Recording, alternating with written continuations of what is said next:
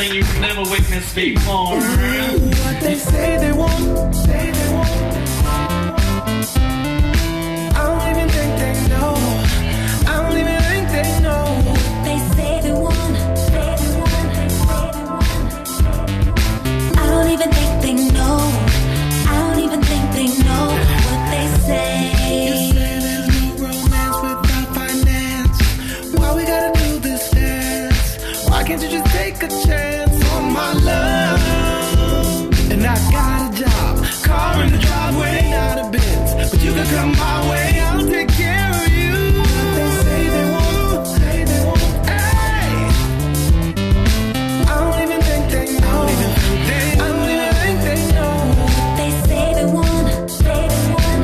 What they say they want. I don't even think they know. I don't even think they know what they say. You're the kind of man looking for a younger brand.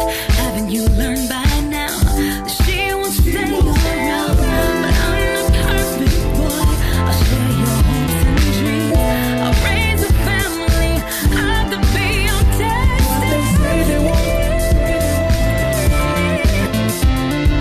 I don't even think they know. I don't even think they know. They say they want, say they want. They say they want. I don't even think they know. So what's the deal?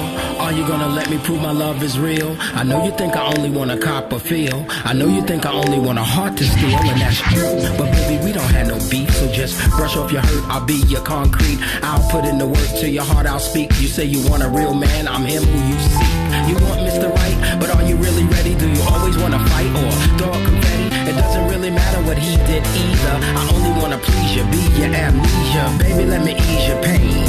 So nothing remains but love to maintain. Cast the past off so we can blast off. Get on the floor and dance your ass off, baby. Then I'll take your pants off. I'm only serious. I don't even think they know. I don't even think they know. They say they want, say they want. I don't even think they know. I don't even think they know what they say. See, I'm old enough to know what I want in a woman. What they say. I've been playing games for far too long. What they say. I know just what I want in a woman. She ain't gotta be a movie star, but she gotta take me farther than I've been before. They say they want, say they want, say they want. I don't even think they know. I don't even think they know. They say they want, say they want. I don't even think they know. I don't even think they know what they say.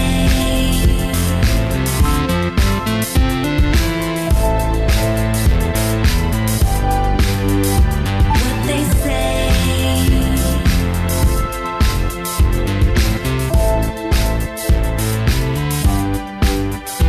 What they say.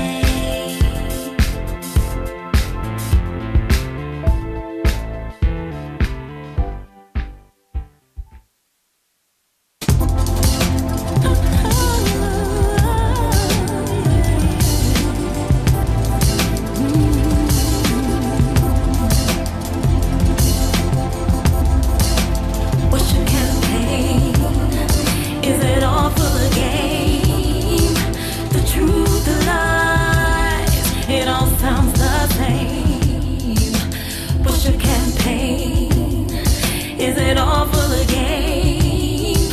The truth, the lies, it all sounds the same. Life deals us different cards out of the deck. It's a game of hearts, theirs against ours. Women are from Venus and men are from Mars. All that shows up on the social radar are stats like titles, money, and cars.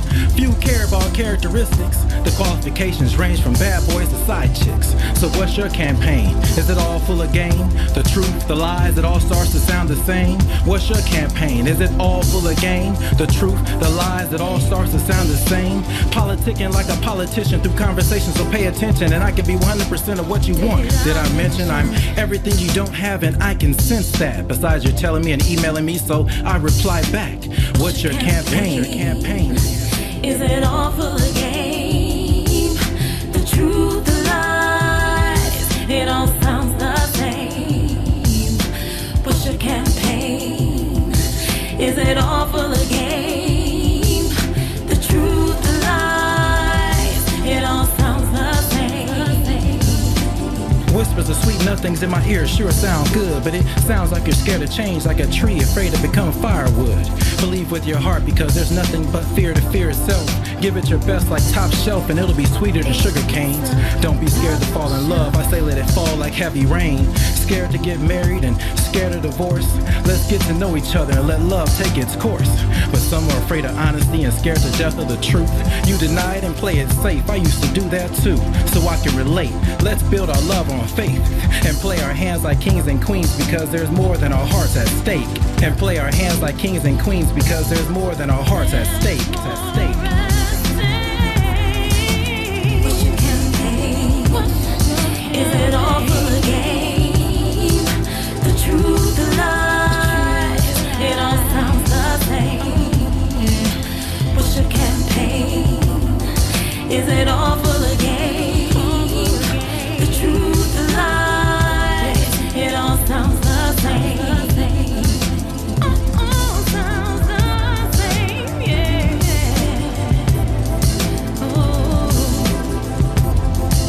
What's your campaign? Is it all full of game? The truth, the lies, it all sounds the same.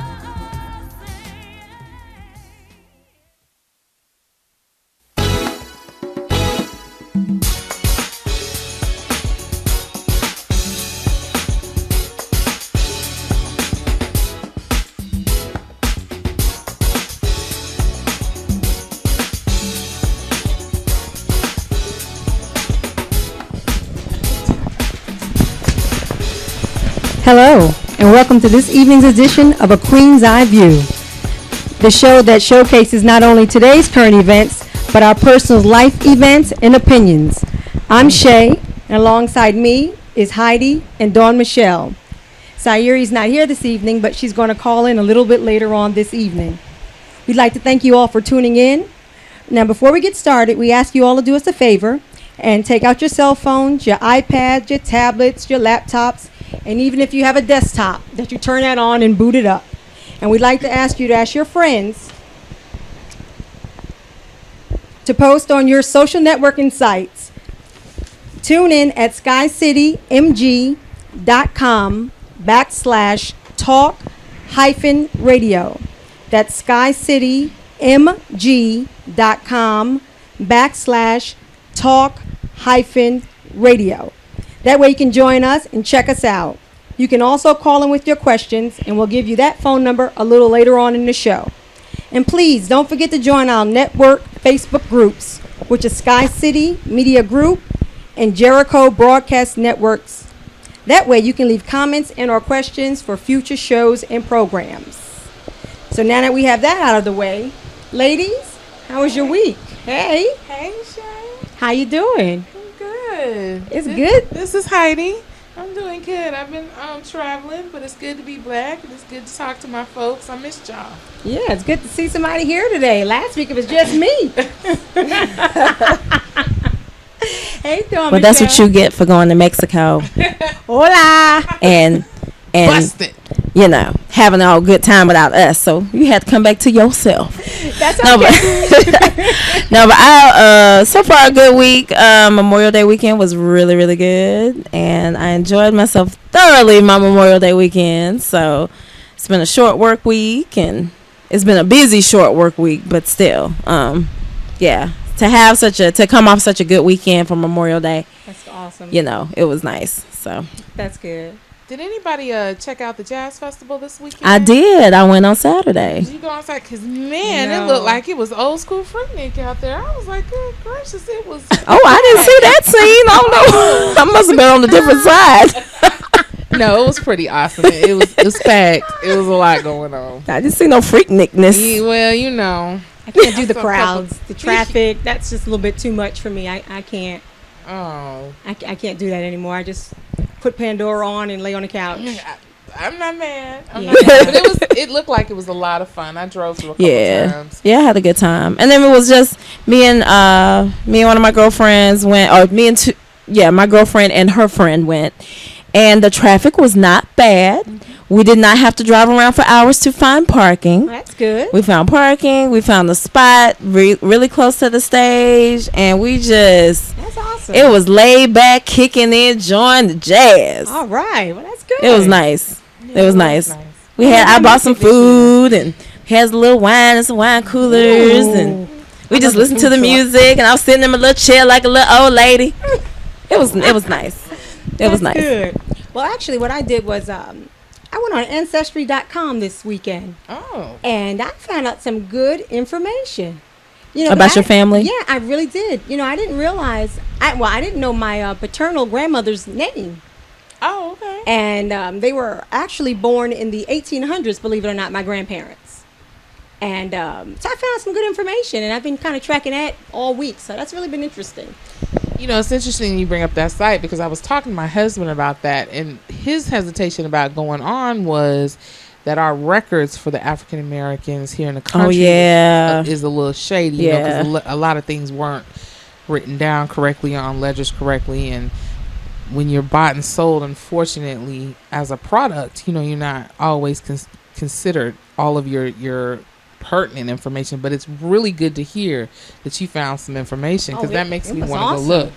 I even found that my great uncle, I found his actual draft card for World War One. Wow, nice. From 1891. Wow. With all the questions, the actual card with his signature, all of the information, even from the census. That's so where cool. They went to the homes, they listed the people that lived there, and if they owned their home, how much they made. Even with my grandmother, with my grandmother, she was actually listed as mulatto in 1900. And then in 1910, she was listed as Negro. And then in 1920, she was listed as black. So I found that really interesting. So it was okay, well, I don't know what mulatto is. I mean, she was mixed. Oh. But she could pass for white. She looked more white than she did actually black. Okay. So that was very interesting. And then, I'm trying to trace back her history, but I kind of came to a dead stop. So you can kind of obsess with this stuff, but it was really, really interesting. Because I thought there was a fee for Ancestry.com. No, actually, the first 2 weeks is free. So, I'm trying to get all my information. Oh, the first two weeks are free. Yeah. But after that, I think it's $20 a month. But just the information, and, you kind of print out what you can and you save it to files. But I think I may even become a member. That's really interesting. I'm telling you, it up. I even found out that my mom had actually originally 8 aunts and uncles, where they only thought they had 3. So that was really interesting. I'm telling you, the information it's amazing out there. Okay, Found their definitely marriage check that out. certificate. You need to check it out if you're Yeah, really well, looking for stuff. my cousin had told me, because me and my cousin are like the coordinators for our family reunion. And so she had spoke a little. She went to a seminar or something that they were offering back in my hometown, because that's where she lives. And it was free, so she went. She was like, Michelle, I'll let you know about it. All my family, they don't call me Dawn. They call me Michelle. So she was like, yeah, Michelle, I'll tell you about it. I was like, okay, cool. So she told me about it, and we were definitely thinking about trying to use some of the funds from our family reunion money to research more into the history. Yeah, it's definitely worth it. Yeah. Yeah, and the last piece of information I'd like to share was I noticed on one of the forms my paternal grandmother, on June 1st, 1900, when the census came around, I find that ironic because on June 1st, 2014, my son will be 22 years old. And on June 1st, 1900, my grandmother was 22 years old. So I just found that so... Oh, that's so cool. That's so ironic. Yeah, That's interesting. So I kind of want to print that out and make something for my son, although he probably really won't care too much about it, but I do. I just think 114 years later, right? Yeah, with the same age that she was. That's pretty cool. Yeah, so that's just my my little tidbit of my week. So I'm kind of excited about that. But anywho, this evening we have a great show planned for everyone.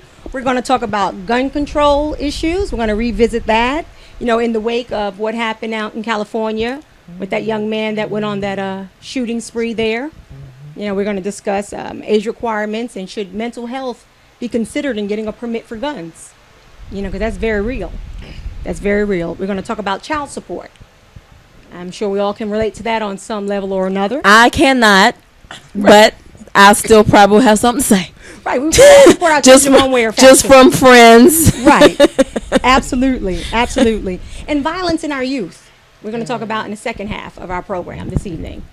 You know, we're going to end with domestic violence, because we've seen over the last several months an increase in domestic violence, you know, locally here in Atlanta and also in the media with television stars. You know, just recently that the gentleman that was on a shield, he killed his wife.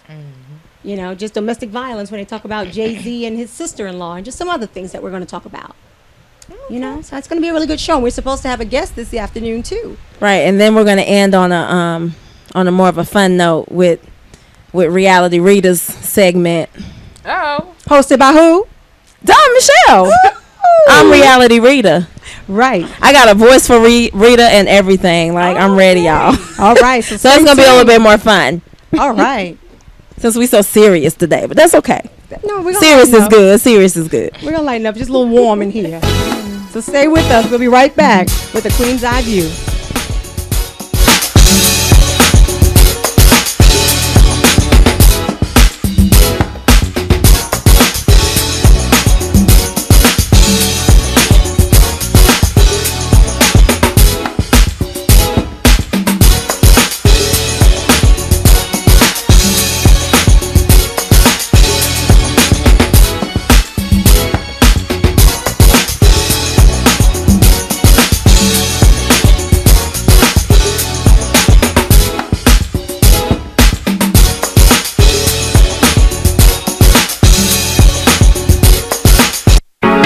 Are you in need of a dessert for a special event? Maybe a custom birthday cake. I know, it's your wedding day and you want a cake that will stimulate your taste buds and capture and create the memories for that special day. Well, Sweet Destination should be your choice. Let master sweet designer Montevia Gamble create a unique and delicious cake for your special occasion. But that's not all. Sweet Destination also creates other desserts, from cheesecakes, homemade fudge, brownies, cookies, pies, cake pops, cupcakes, and just about anything that you can think of. So check them out at sweetdestinations.com or on Facebook under Sweet Destinations. Remember, the greatest conversations take place on the road to the sweetest destinations of the human mind. So let's do more than business. Let's make memorable moments. We are Sweet Destinations.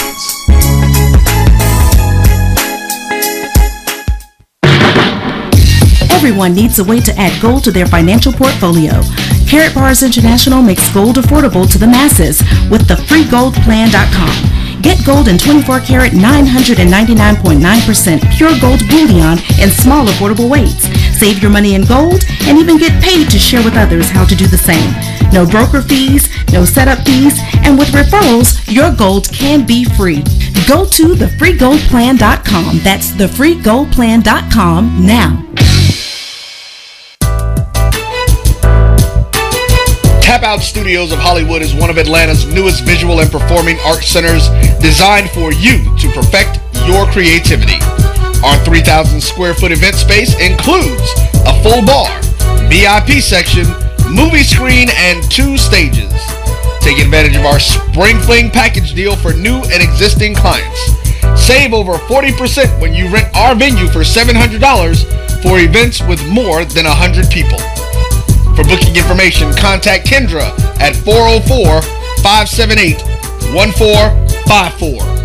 Located less than a half a mile off of I-20 off Fulton Industrial, we are Tap Out Studios of Hollywood, 620 Interchange Drive. Tap Out Studios of Hollywood. Inspiring creativity, changing lives, and making dreams come true.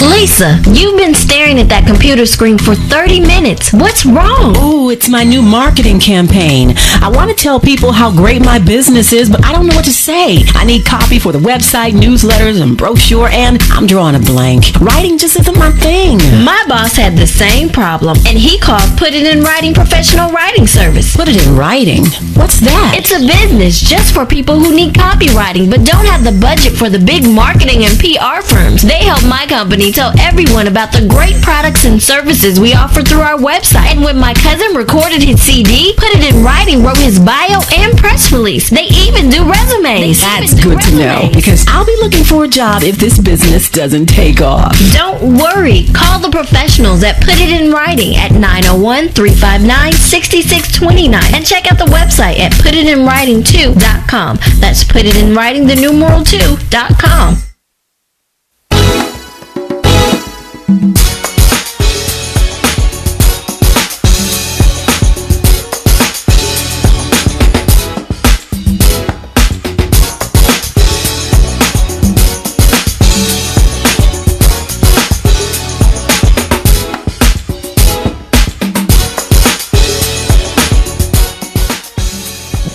Hi, and welcome back to A Queen's Eye View.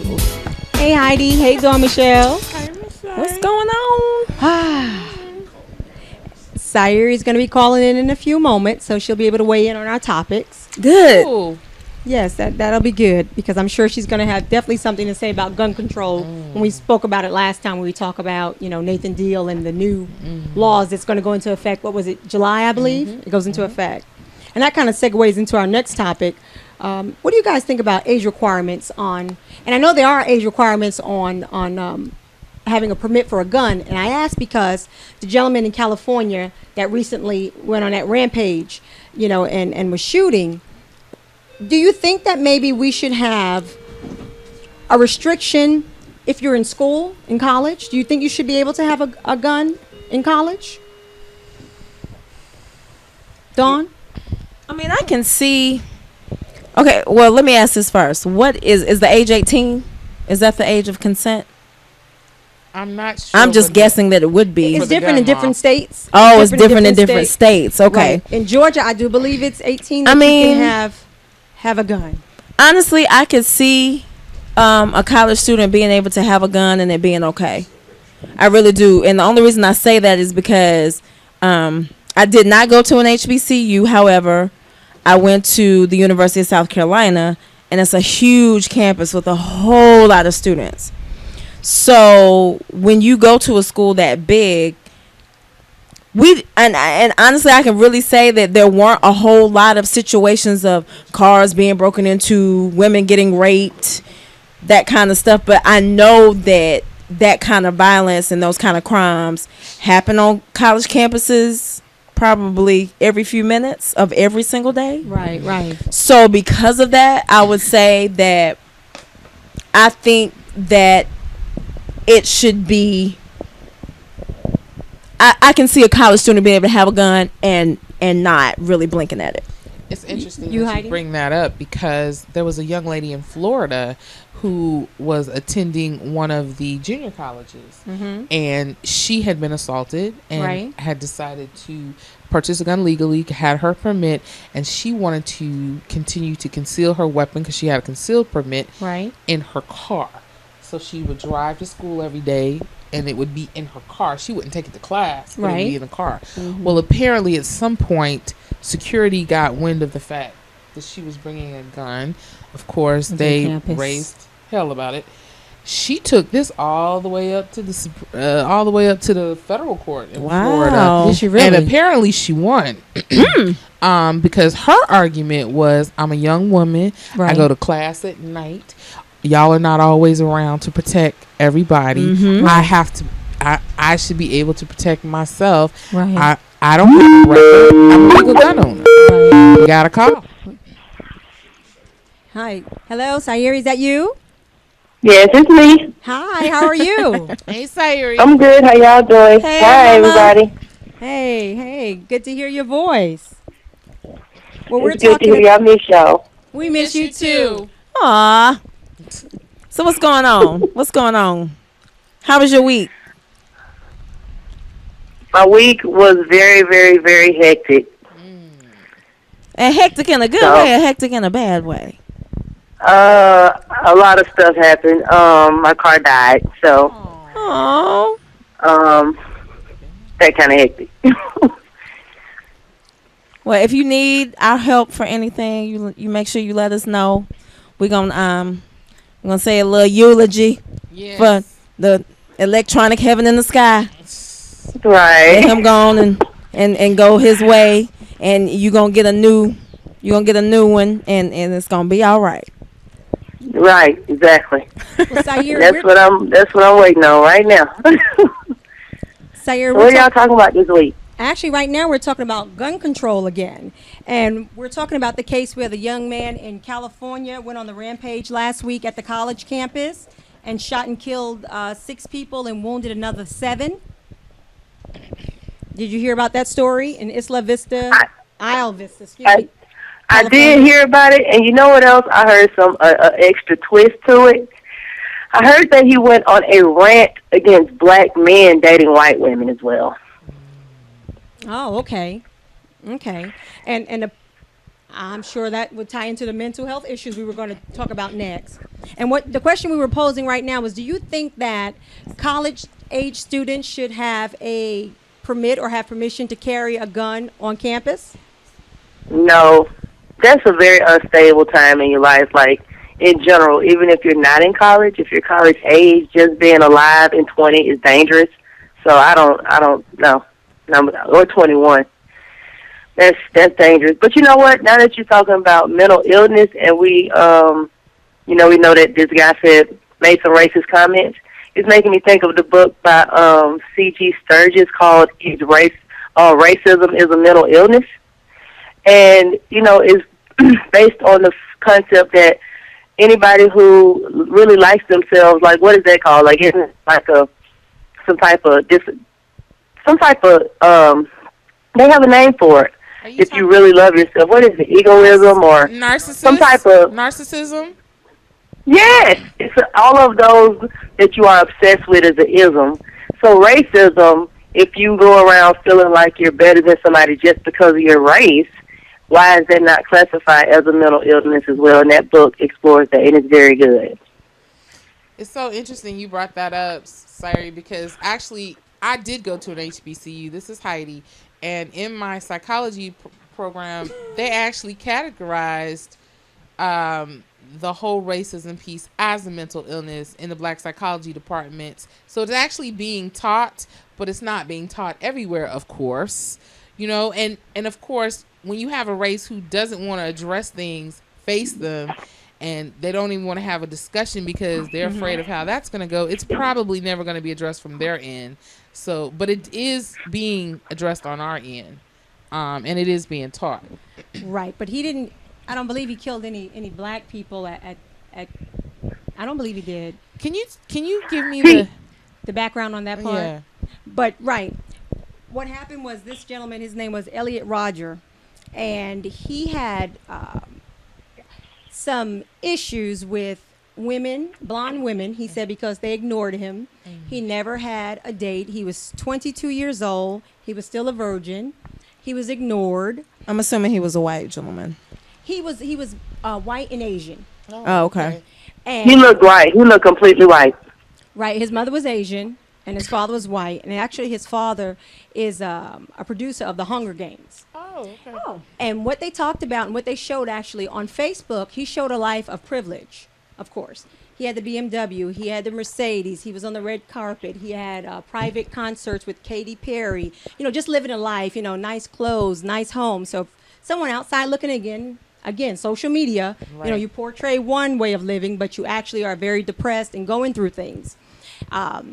So he had this blog that he kept, and he did a rant probably about 30 minutes maybe before he went on this rampage, and he sent 137 pages to, I believe, his therapist and to his mother, if I'm not mistaken. And he talked about the women who ignored him and made his life hell.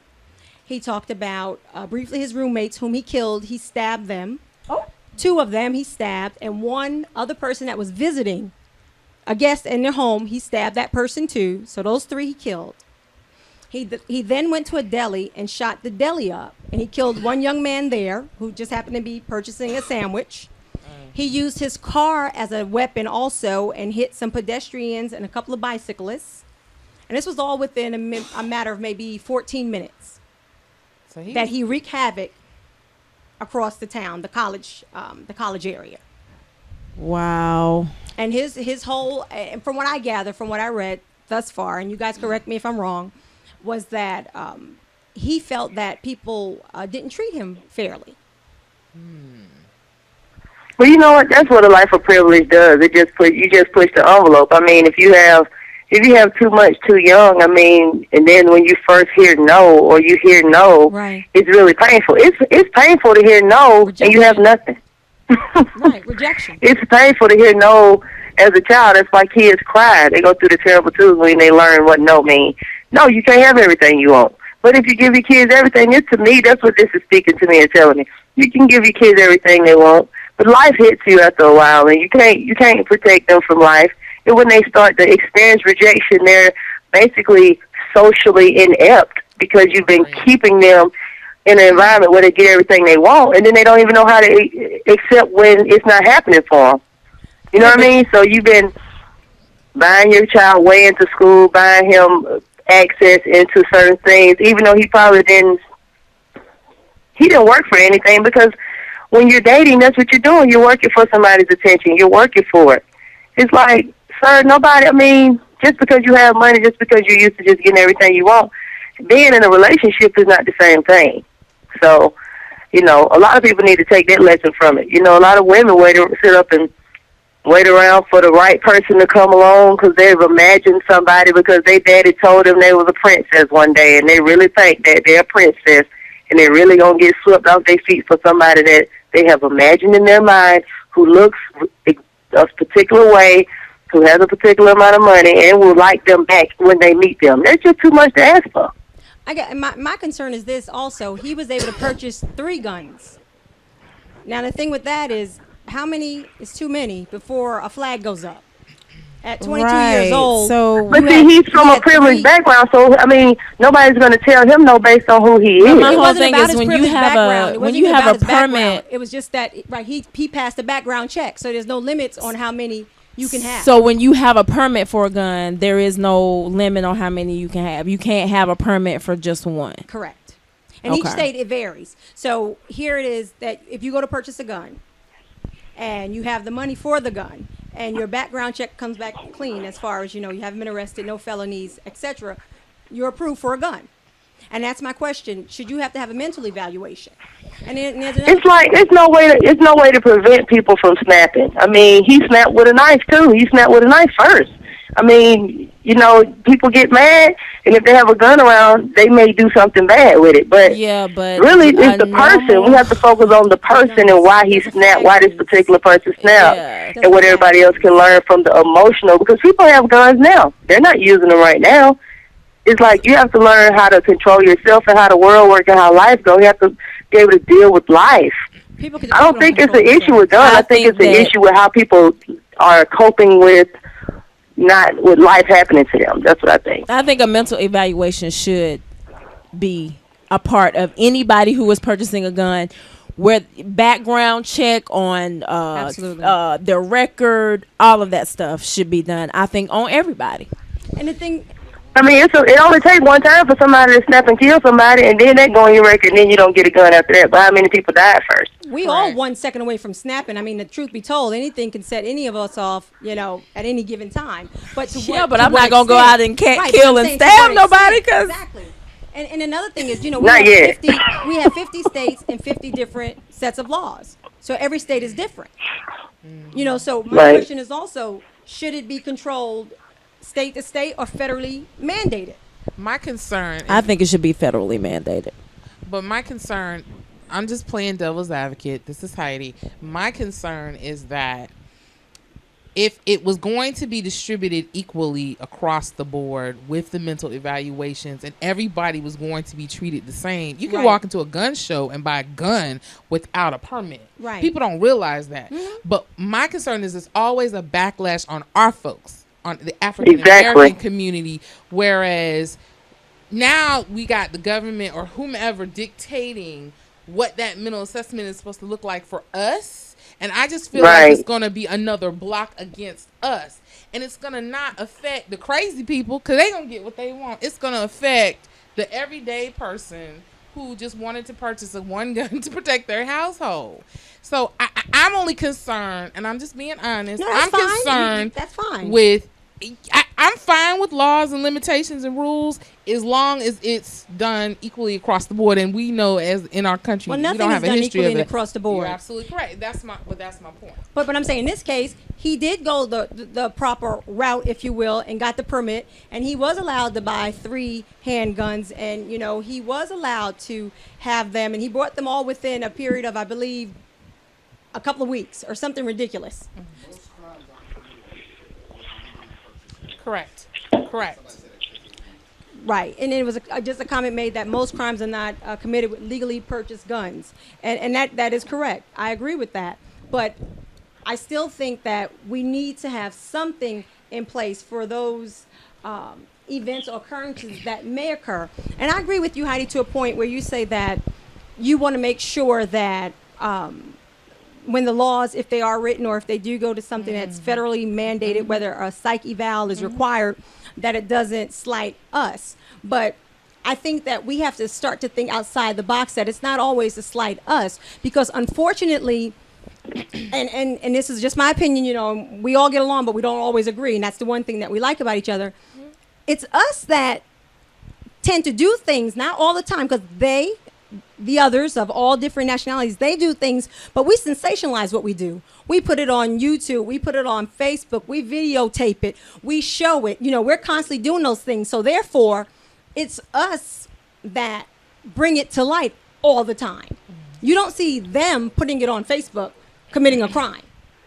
We don't see mainstream media pumping the fact that they also do it too. I mean, we're all human beings and we all do the same things, but we're all not on the same level in this country. And gun laws are what kept people in bondage for a long time anyway.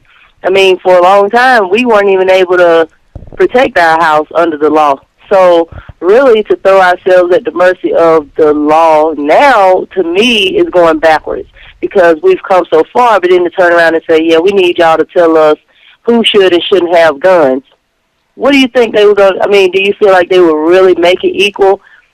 Only let certain people have guns and other people not have guns. And you have to really not use your imagination, but just use the facts of how the country is run to understand who is going to be slighted, like Heidi said, and who will be given an advantage. I mean, the fact that this white boy was able to walk around and kill as many people in that little amount of time, if he was black, how soon would he have been shot down for doing something like that? He wouldn't have been on a rampage. He would have made it probably to the house, stabbed everybody, made it to the deli, shot somebody shot him, and been a hero because they stopped the thug. But because he's white, everybody's kind of running around and trying to give him a chance and talk him out of it, and he's able to continue to go around and do it. But that's just how the country is built, and that's just what it's about. So I don't like guns at all. I don't like guns. I don't have a gun. I don't want a gun. I'm scared of guns because I know how I am. I don't want to go to jail. And I know how people are, so I don't want... Sorry, we need you to hold on. Sweetie, we about to go to break, so just hold on just for a minute, and we're gonna go to break, and we'll be back with a Queen Eyes View.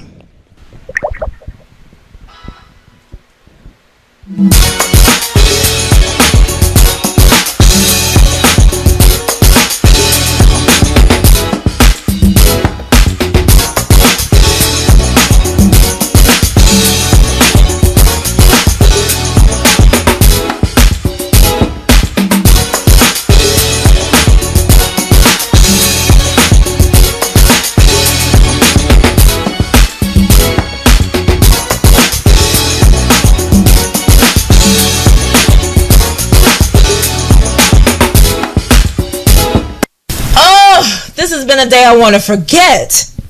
From not finding my keys, to running late for my big meeting, then having the client cancel the meeting, to my boss wanting to revamp the entire proposal this weekend. This is really a day for a hot tub and a big quality wine. The skilled winemakers of Countryside Vineyards craft quality muscadine grapes into fine wine. Known for their distinctive flavors and characters, these hybrid southern grapes create a sweet class of robust wine. So the next time you're out, ask for Tranquility Wines or order yours online today by visiting them at floridavineyard.com. Now this is just what I needed. Tranquility Wine. Why can't everything be this relaxing? Tranquility Wines, for those times when nothing else matters. Please enjoy responsibly, and remember, you must be 21 years old to drink. Are you in need of a dessert for a special event? Maybe a custom birthday cake. I know, it's your wedding day and you want a cake that will stimulate your taste buds and capture and create the memories for that special day. Well, Sweet Destination should be your choice. Let Master Sweet Designer Montevia Gamble create a unique and delicious cake for your special occasion. But that's not all. Sweet Destination also creates other desserts, from cheesecakes, homemade fudge, brownies, cookies, pies, cake pops, cupcakes, and just about anything that you can think of. So check them out at sweetdestinations.com or on Facebook under Sweet Destinations. Remember, the greatest conversations take place on the road to the sweetest destinations of the human mind. So let's do more than business. Let's make memorable moments. We are Sweet Destinations. Honey, what are we going to do with all these bills? It doesn't make any sense. We make more than enough money to cover everything, but we're still in a hole. Let's check out Madam Money. Madam Money? Who is that? She is a financial expert who helps people like us set and reach our financial goals. This is great. With her help, we can do all the things that we talked about. That's right.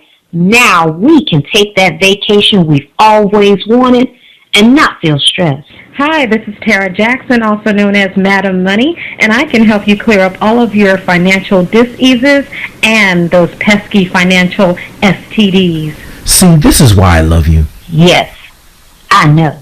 So check out Madam Money online at tarajackson.com. TARRA Jackson.com. Tap Out Studios of Hollywood is one of Atlanta's newest visual and performing arts centers designed for you to perfect your creativity. Our 3,000 square foot event space includes a full bar, VIP section, movie screen, and 2 stages. Take advantage of our Spring Fling package deal for new and existing clients. Save over 40% when you rent our venue for $700 for events with more than 100 people. For booking information, contact Kendra at 404-578-1454. Located less than a half a mile off of I-20 off Fulton Industrial, we are Tap Out Studios of Hollywood, 620 Interchange Drive. Tap Out Studios of Hollywood, inspiring creativity, changing lives, and making dreams come true.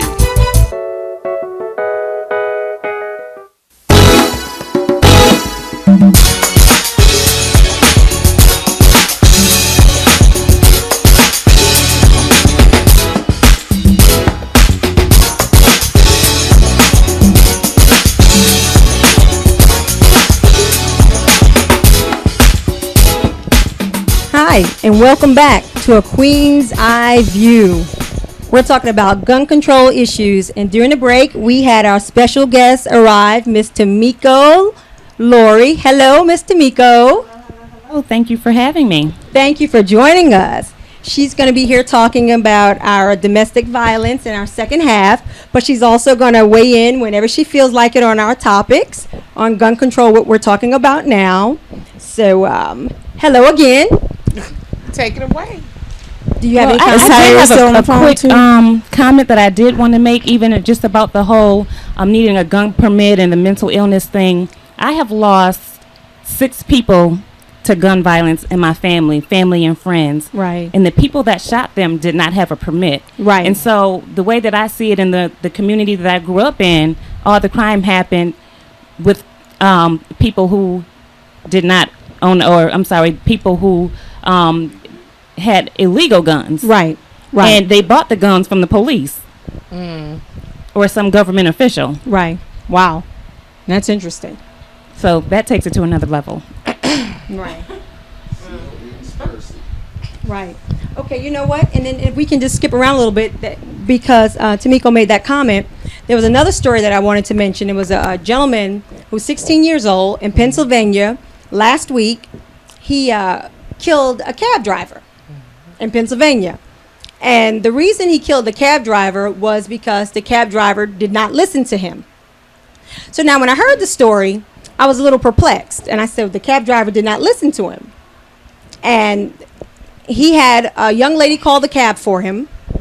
The cab arrived. He gave the cab driver the address. The cab driver left for the destination. So he proceeded to tell the cab driver, which way to go. And the cab driver ignored him and wanted to go his way. So he said, no, I told you to go this way. And so I assume, I grew up in the Northeast, and, sometimes we felt the cab drivers were trying to beat us out of our money, want to take the long way because they could charge you more. Right. They're like, no, you cut through here, cut through there. Right. So anyway, I guess the cab driver's like, I know which way I want to go.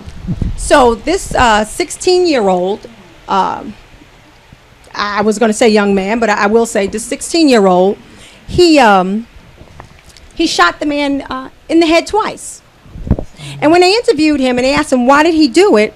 And I quote, he said, because he didn't listen to me, and that's what I do. Alrighty then. And I stopped for a minute, and he said, my homies die every day, and everybody gotta die.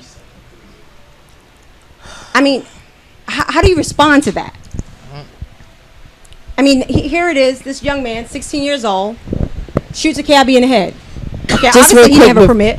Real quick before we have any of the ladies answer, we want to give out the phone number in case we have any listeners who may want to call in and comment on some of the things that we're talking about. We're going to get out the phone number. The phone number to A Queen Eyes View is 678-701-3738. That's 678-701-3738. If you guys are out there listening and you want to chime in, please give us a call. All right. Heidi. Blank stare. I'm sorry. I'm still stuck on the. She said blank stare. Really? I'm still stuck on the words of the young man. Yeah. Obviously, life is not valued in his thought process. Right. And I'm not quite sure what environment he came from. I don't want to pigeonhole this young man. I don't know him, his family. I'm certainly not going to say he's doing gangs or anything like that. But it seems to me that he doesn't value any life at all, let alone his own. So, Dawn? He's troubled. I mean, and like you said, you didn't want to pigeonhole him, but, and I don't want to generalize and pigeonhole him either, because obviously I don't know anything about him, but I bet I can guarantee that he was probably in a gang. If he was not in a gang, he was in some sort of organization that was not family reared. Like, he didn't have a stable home environment. Because I'm sorry, I just really cannot see anybody from a stable home environment doing anything like that and not having any value for life. He apparently, I mean, there's just a lot of things that I can probably assume. Right. So I won't do that. I'll just say he was very troubled. Because, I mean, to be 16 and not have any value for life, because normally I'm 35 and I still think I'm invincible. Like, and when you're young, you really think you're invincible. Like, you really don't think there's anything that's ever going to happen to you. Right. So for him to be 16 and kill somebody and not have any kind of, remorse about it, that's really, really sad. Sayuri, you still there? Oh, okay. Tamiko, what do you think? I just think it's a sad reality. And yes, he probably is troubled, but his parents are probably troubled. His mother, his father, his community is troubled. He comes from a troubled community, and so they don't value life. And because of the way I grew up in the projects, I saw that every day. So it is a sad reality. Right. And it was just one of those things for myself. I had to pick up and leave the city I was from to come somewhere else to raise my children. But it happens. Like I said, I had 6 people in my family die from a gunshot. Right. Wow. And that's that environment. And when you don't know better, right. I mean, what do? They don't know any better. And in the words of the late great Maya Angelou, when you know better, you do better. Right. I think we have a caller. Hi, caller, are you there? Hi. Yes, I was trying to turn the speaker off on the Thank internet. you. Yes, I'm calling because it troubled me about the young man's words as well. He said, "My friends die every day." Right. It's funny that we get upset when a white person or anybody else kills a black person. Right. Yet, when these young men are killing one another, we don't say anything. So why should they value life? Because we don't value their life. We don't protest. We don't try to educate them. We don't stop the violence that's in the neighborhoods. Even with police officers, the corruption, they don't have a voice. And he said another thing that was powerful as a young person. He didn't listen to me. Right. And I know one of the other ladies said he is crying out for help. Most of our children are crying out for help. They're not bad. They're crying out for help, and this is all they know. I know they're saying they're going to start calling living in neighborhoods of that nature. What is it called? The ward of veterans. When the veterans have it, post-traumatic. Oh, post-traumatic stress disorder. Yes, PTSD. syndrome. Mm-hmm. Yes, they're calling it because it's like they're saying it's the hood syndrome. I don't necessarily like the name, but they're saying because children have lived in these environments, they have to adapt. Right. Some children don't, but the majority do. As we can see, a majority of the children do. Right. And they're being lost to those neighborhoods. How do you think we can reach them? When do you think we can? When do you think we should start with our children? I mean, I know we should start from when they're young, but at this point, do you think he can be rehabilitated at 16 years old? Yes. Do you think it's yes, still? He can be rehabilitated. Absolutely. I don't believe anyone is lost. Because we all have issues. But as a Christian, I look at people's lives and how they come to God. And God loves you regardless. There's nothing that can separate you from the love of Christ. That's right. So for me, nothing can separate me from the love I have for my brothers and sisters. Right. So the thing about it is that I may get upset with you. I may not like the things you do, but I will never stop loving you. Right. And I actually did start a nonprofit organization. I'm trying to get some people to help me out because I don't really know what I'm doing. But that is what I want to do because I believe the exposure. If I'm exposed to more, I may want more, or desire more, and see more. And I mean, it won't be that's not the only thing I desire, to pick up a gun or to have a baby and live in the projects all my life. But I want more out of life. I want an education. I want to move forward, to buy my own home, to own my own business, to write a book, to act, dance, and these dreams are shrinking in those neighborhoods. Yeah, that's because awesome. We don't want to talk and we don't want to love on them because we think, oh, they're hood, oh, they act like this. We educated people tend to turn their back on the uneducated. We think that's awesome. In August, we're going to have a conference and we're going to support, nonprofits, and we'll have more information coming out about that. And we'd love for you to participate in that. And we'd love to help you and support you in that event. Well, thank you very much. Since I'm a devoted listener, I keep up with you guys. Okay. We appreciate that. Thank you so much for calling with your comment. Thank you. You have a good day. You too. You too. Bye. And some argue that, and I was listening to a couple of people talk, and they were arguing that this young man might be beyond rehabilitation, and like the young lady just said, that she doesn't think that he is beyond rehabilitation. What do you think, Dawn Michelle? I don't think so either. I mean, I really feel like anybody has the ability to change, and circumstances that are brought into your life, people that are brought into your life, can change you. And I mean, he's still a child. Like, he still has so much life left to live.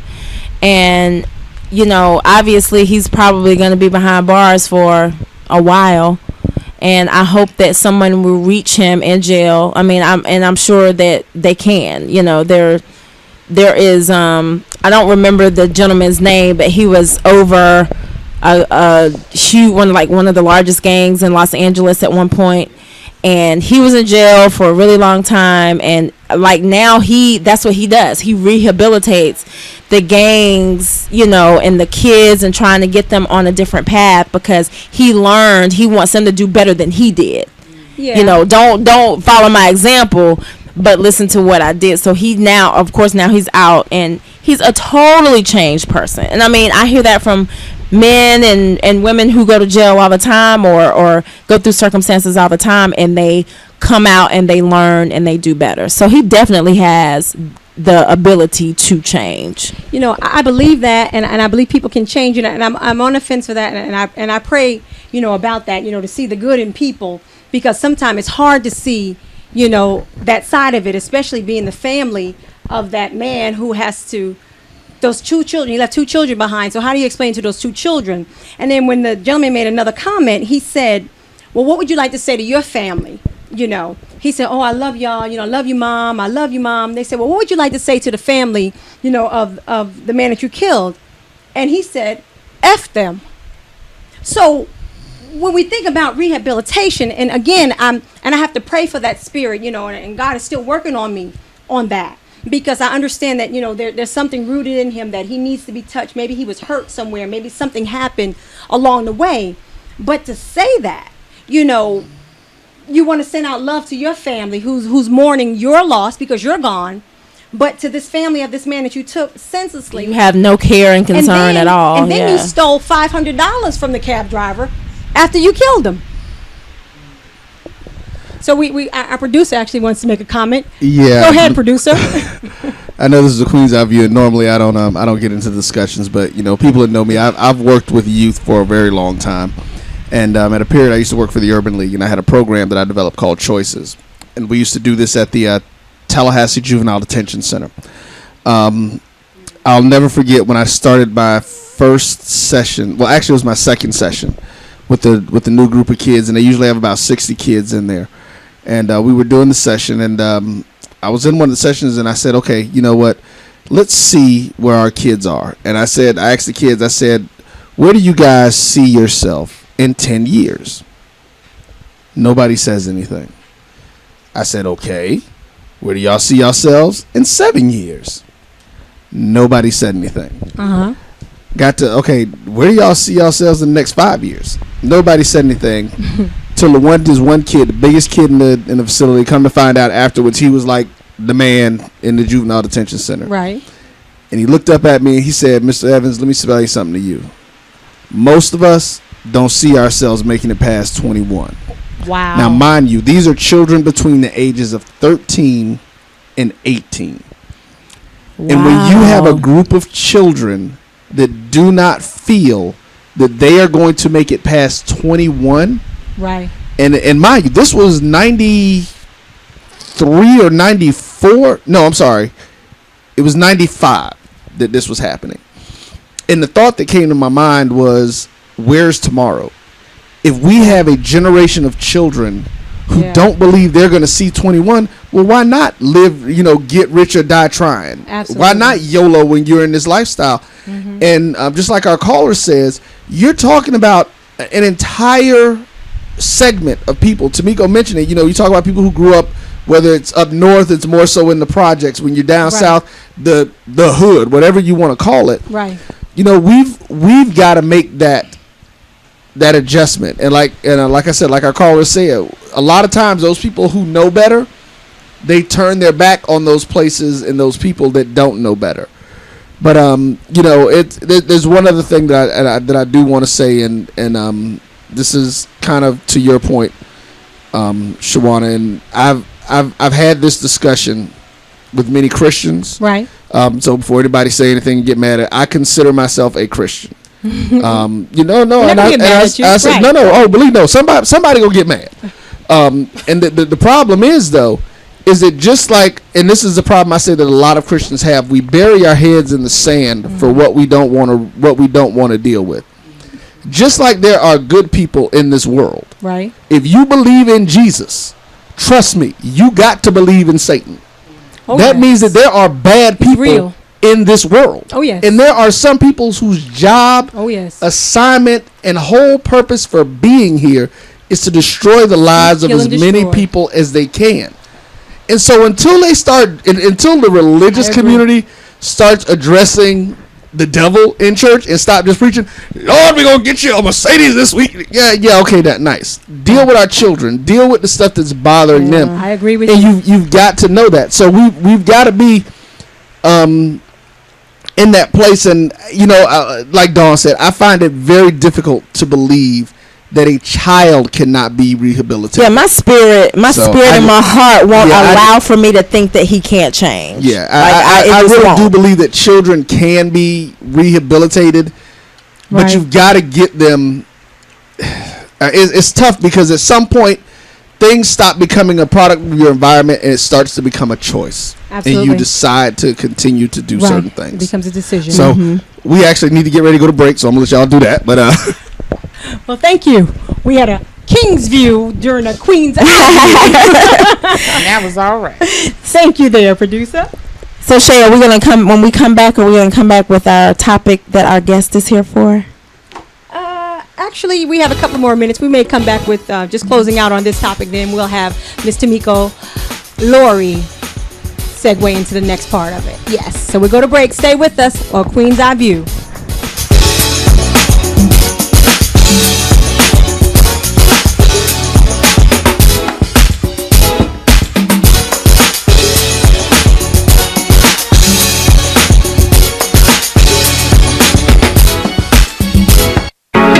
Are you in need of a dessert for a special event?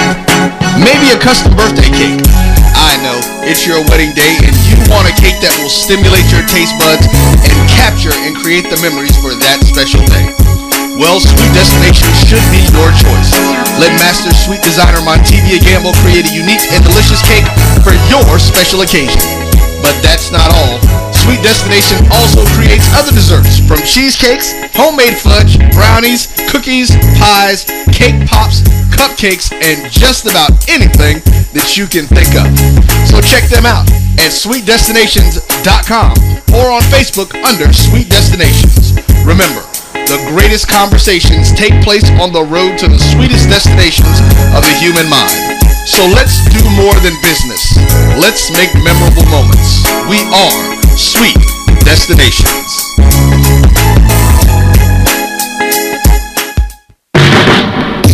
Everyone needs a way to add gold to their financial portfolio. Carrot Bars International makes gold affordable to the masses with the freegoldplan.com.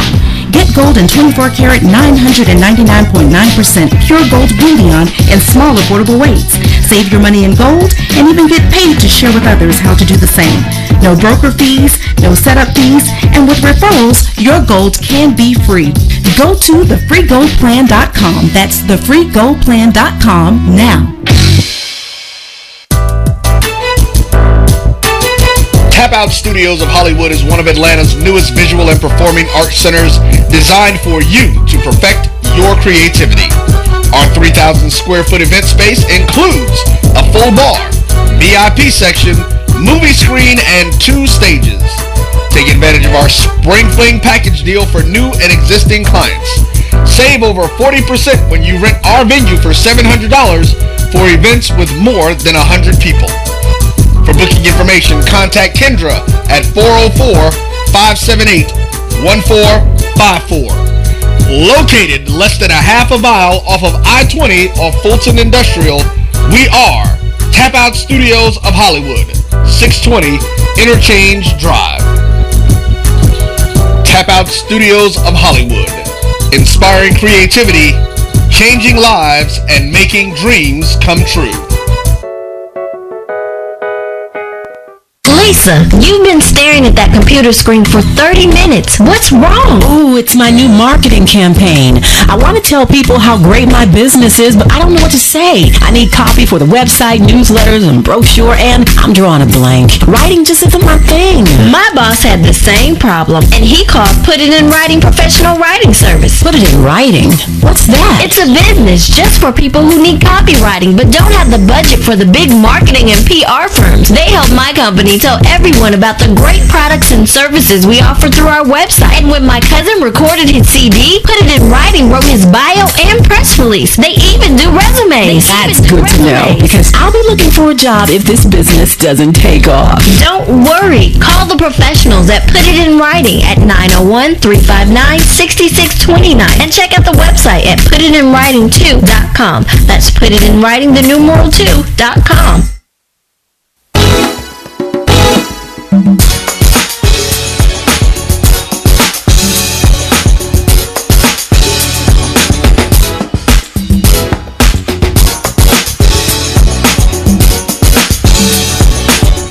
Hi, welcome back to A Queen's Eye. I'm Shay.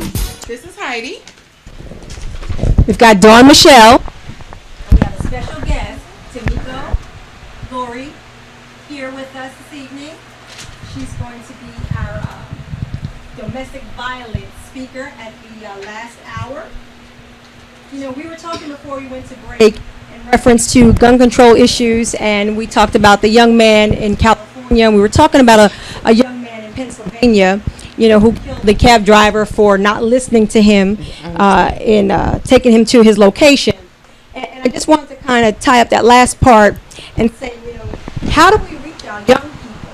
You know, how do we teach them about having a regard for life, even after that time where they're in that young adolescent age, you know, when they're past that, you know, 3 to 10, you know, when you can still scare them and you know, look at them and make them behave. But when you get to that 14 to 16, that puberty, you know, where they're just, you know, feeling themselves and peer pressure begins to set in, you know, how do we reach them? Is it too late? You know, when can we start? Does it really take a village to raise a child? You know, have we lost that? You know, what can we do? I don't think that unfortunately it takes a village to raise a child concept is no longer. I mean, it is no longer. We may be able to get it back, but it would be hard.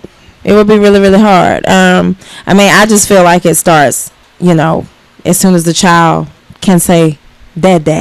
But after that, like, but a lot of them don't have a dad, you know, at home.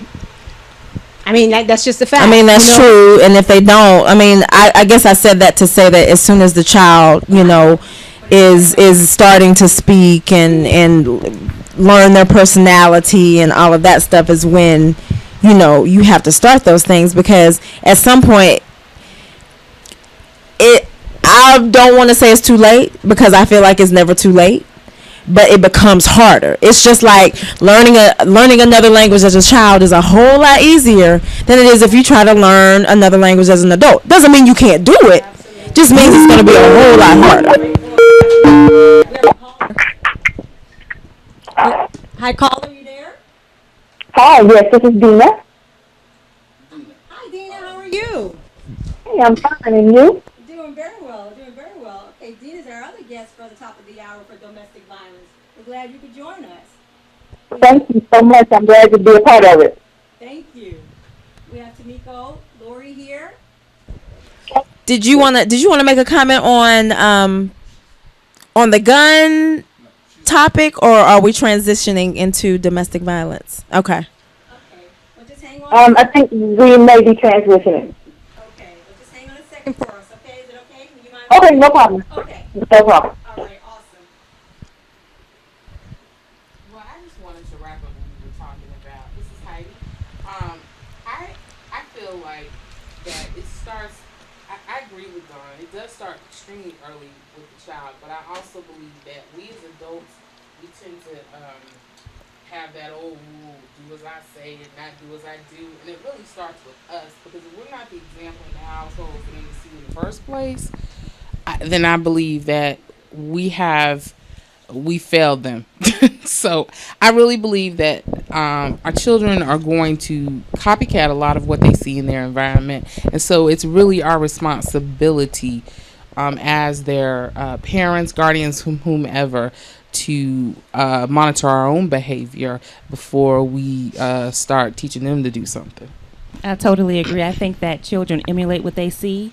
And if you look at a lot of the stuff we watch on TV, reality show, even in the music, and even as it relates to domestic violence and teen dating violence, when I go and I speak to teenagers about teen dating violence, one of the things that I do is have them dissect certain songs. And I say, okay, well, what songs do you listen to that reflects an unhealthy relationship? And then we dissect it part by part, and it glorifies beating up your girlfriend. And she's like, oh, well, it feels good. Something Rihanna says, I like the way it hurts, or I like the way.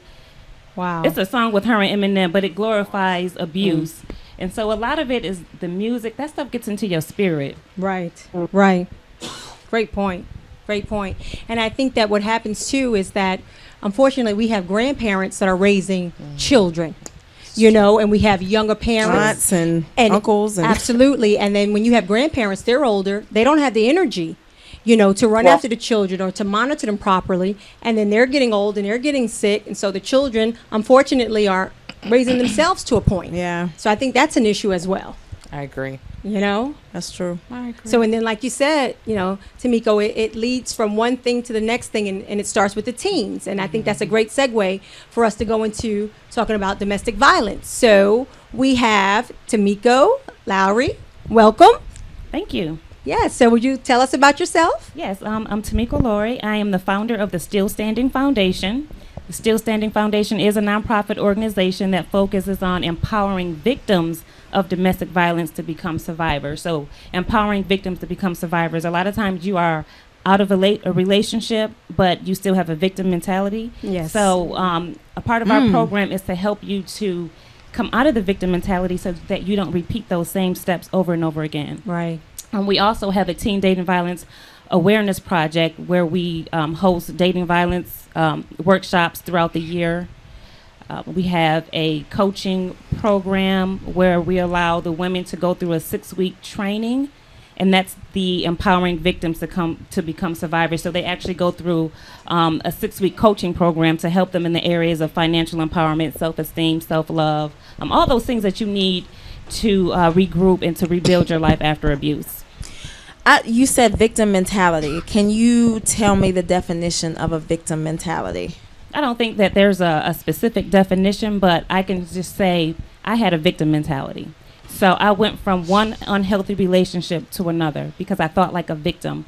I didn't think that I was good enough. I had low self-esteem. Right. I didn't love myself. And so I didn't understand the concept of self-love and self-respect. Right. And so I thought like a victim. And so every relationship, I realized that as I was writing my book, and I was going through my relationships, and they were all unhealthy. It was always, the guy was either possessive, even if he wasn't physically abusive, it was mental abuse or some form of verbal abuse. Right.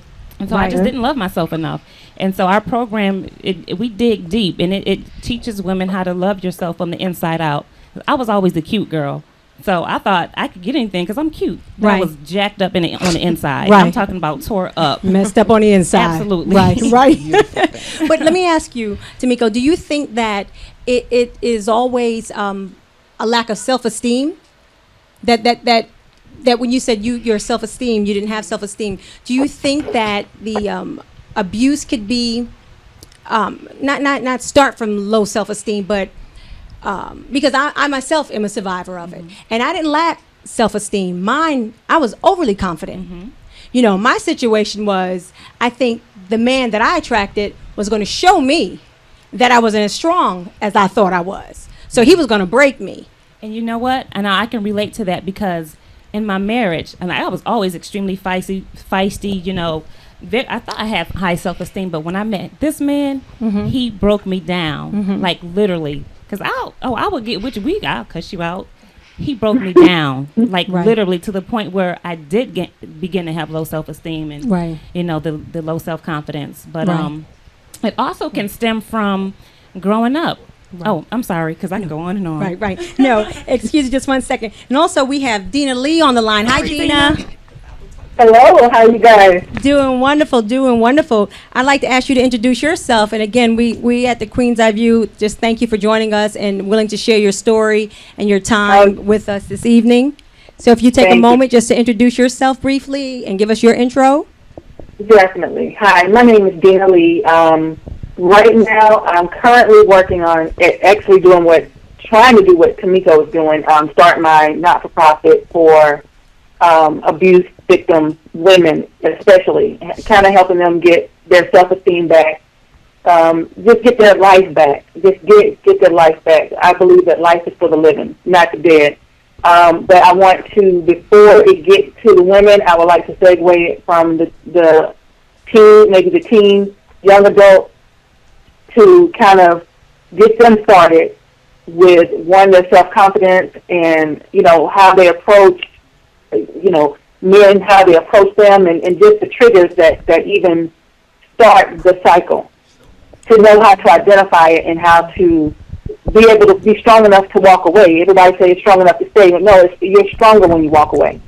Right. You're definitely stronger. It feels like skin is ripping off of you. I mean, and it's your mentality, your mindset, when you decide, because it's a decision, to stay in it. Right. So that's what I'm currently working on, is getting that up and running. It's been hard because it's a labor that is so deep inside that I started, and then I just mentally, I can't get it, I can't start it. It seems like I can't finish it, but I know I have to. And people have to take their own time to get to where they need to be so that they can be effective, and strong enough for that next woman who's, not really quite ready, and you can give those words to them to be able to be strong enough, and then give them financial support to be able to do it, or some type of assistance. Because one of the reasons why I stayed where I was is because it was a financial situation. I didn't have it. I couldn't. I didn't.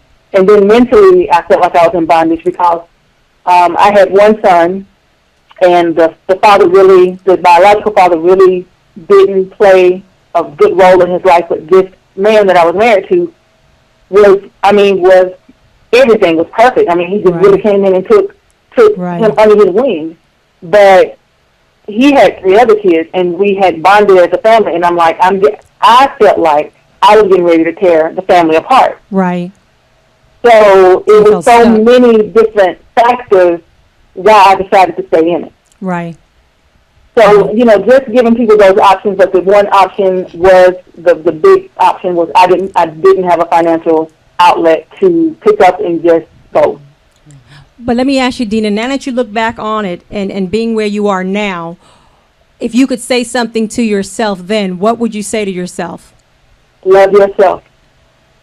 Love yourself enough to love yourself. And that sounds easy, but it's kind of hard. When you have to look at yourself and then really think about what you're going through and then allow yourself to process those emotions. A lot of times, as kids, you hear your parents saying, eat all your food on your plate. And we're programmed. And then sometimes you're told, don't cry, suck it up. You're stronger than that. No. When I want to cry, I want to cry. Why do I have to suck it up? And why can't I feel that emotion and not allow my healing to heal? Not to cry just because I'm not supposed to. Yes, I'm supposed to. That's a natural emotion. I'm hurting. So I had to learn how to understand my emotions. I didn't know at times that my emotions were so all over the place because I was enraged. I was hurt. Then I was mad again. So when I took the time to understand what I felt, right, I learned to learn to love myself. Because I'm like, I never want to feel like that again. I don't ever want to have that emotion. If I have to, now I understand it, but I had to learn how to love myself to hurt enough to love myself. Right. So knowing what you know now, you would have stepped out and left a lot sooner. I mean, a lot sooner. A lot of it was masked by he was a functioning alcoholic. Right.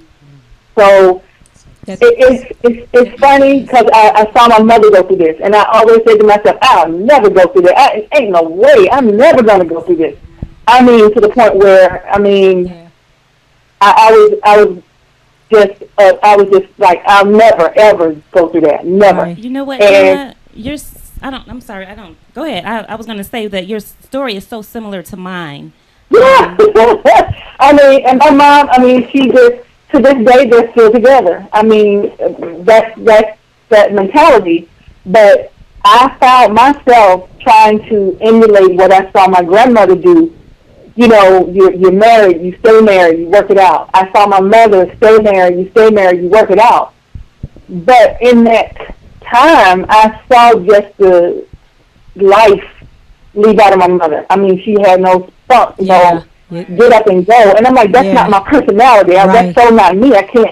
It takes years away from you. Yeah, the harder I tried to stay in it, I couldn't. I mean, it was just burning my soul up. Yes. So, you know, as I got a little stronger emotionally and just mentally, I you know, the first time it happened, the second time it happened, the third time it happened, it was just, I had to draw the line because I'm like, okay, somebody is going to get hurt. You know, somebody is going to, you know, literally kill each other. You know, because I'm a fighter. I'll fight. But, you know, you got a man who was like an army ops. And I'm like, almost like one day, like, am I crazy? I am crazy. I am fighting this girl, this huge man who's an army ops. And I mean, he's like muscles and, you know, and I'm like, but that's the stuff in me. And I'm like, okay, let me take that energy and use it somewhere else. Because this is just too much. You know, and I was taking all this time to try to, you know, the mental abuse, the language, the words. I mean, I didn't know if my name was Denna or B-I-T-C-H. Exactly. And soon you begin to identify more with the B-I-T-C-H than you do with your God-given name. Right. Yeah. I'm like, wow. I said, did you call me by my name? Oh, wow. That is my name, right? Right. Let me ask you, how long have you been a victor now? How long have you been a survivor?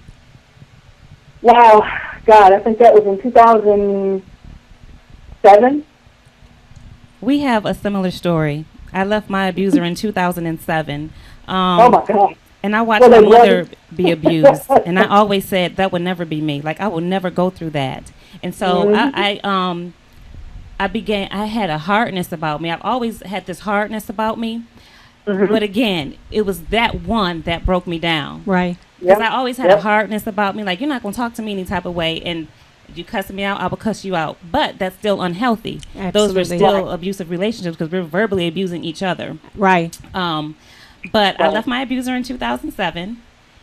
And the same reason, you fear so many things. Because he had he had a good job. So he managed most of the money. Well, actually, I managed the account, but you know, the good wife, I was like, oh, I wasn't stealing or anything like that. But, and so I was afraid to leave because I was like, okay, I have 2 kids. How am I going to make it? Right.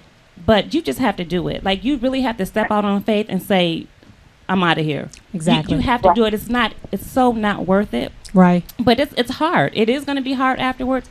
But you got to find different programs. And so one of my programs is to help women to pay their first month's. We have a survivor startup fund to help you pay your first month's rent, your security deposit, because that's one of the reasons why you don't leave, because you don't have it. I was going to ask you ladies that have experienced this, is that the number one reason why most women, but is that probably the most prominent reason why most women stay? Yes, because of finance. I was evicted 3 times in 1 year when I left.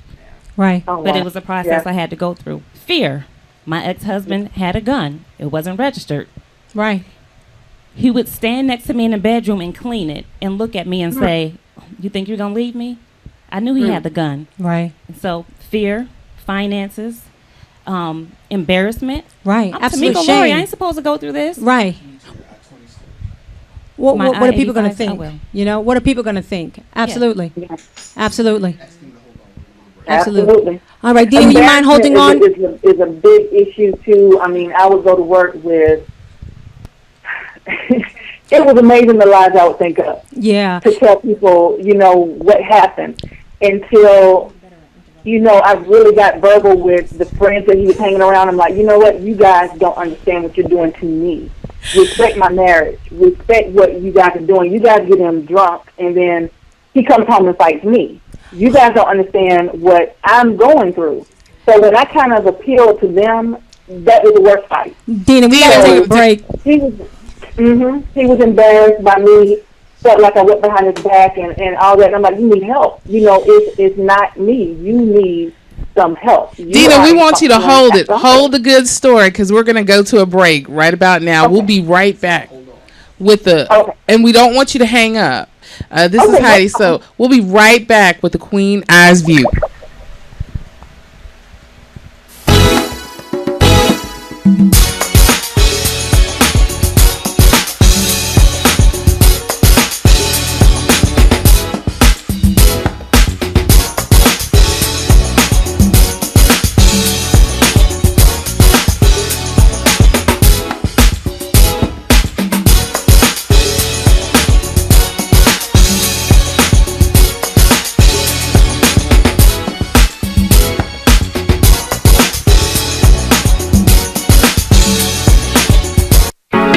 Are you in need of a dessert for a special event? Maybe a custom birthday cake. I know, it's your wedding day and you want a cake that will stimulate your taste buds and capture and create the memories for that special day. Well, Sweet Destination should be your choice. Let master sweet designer Montevia Gamble create a unique and delicious cake for your special occasion. But that's not all. Sweet Destination also creates other desserts, from cheesecakes, homemade fudge, brownies, cookies, pies, cake pops, cupcakes, and just about anything that you can think of. So check them out at sweetdestinations.com or on Facebook under Sweet Destinations. Remember, the greatest conversations take place on the road to the sweetest destinations of the human mind. So let's do more than business. Let's make memorable moments. We are Sweet Destinations.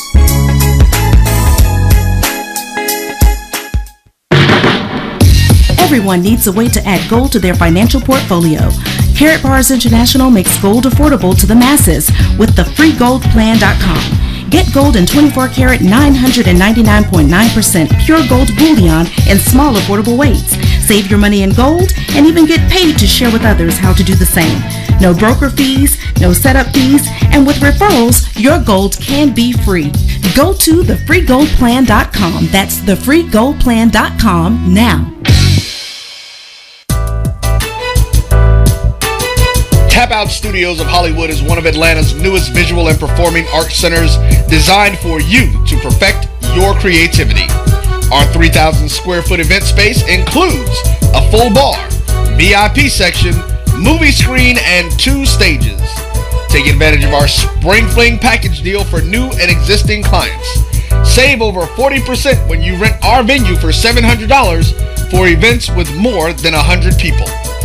For booking information, contact Kendra at 404-578-1454. Located less than a half a mile off of I-20 off Fulton Industrial, we are Tap Out Studios of Hollywood, 620 Interchange Drive. Tap Out Studios of Hollywood, inspiring creativity, changing lives, and making dreams come true.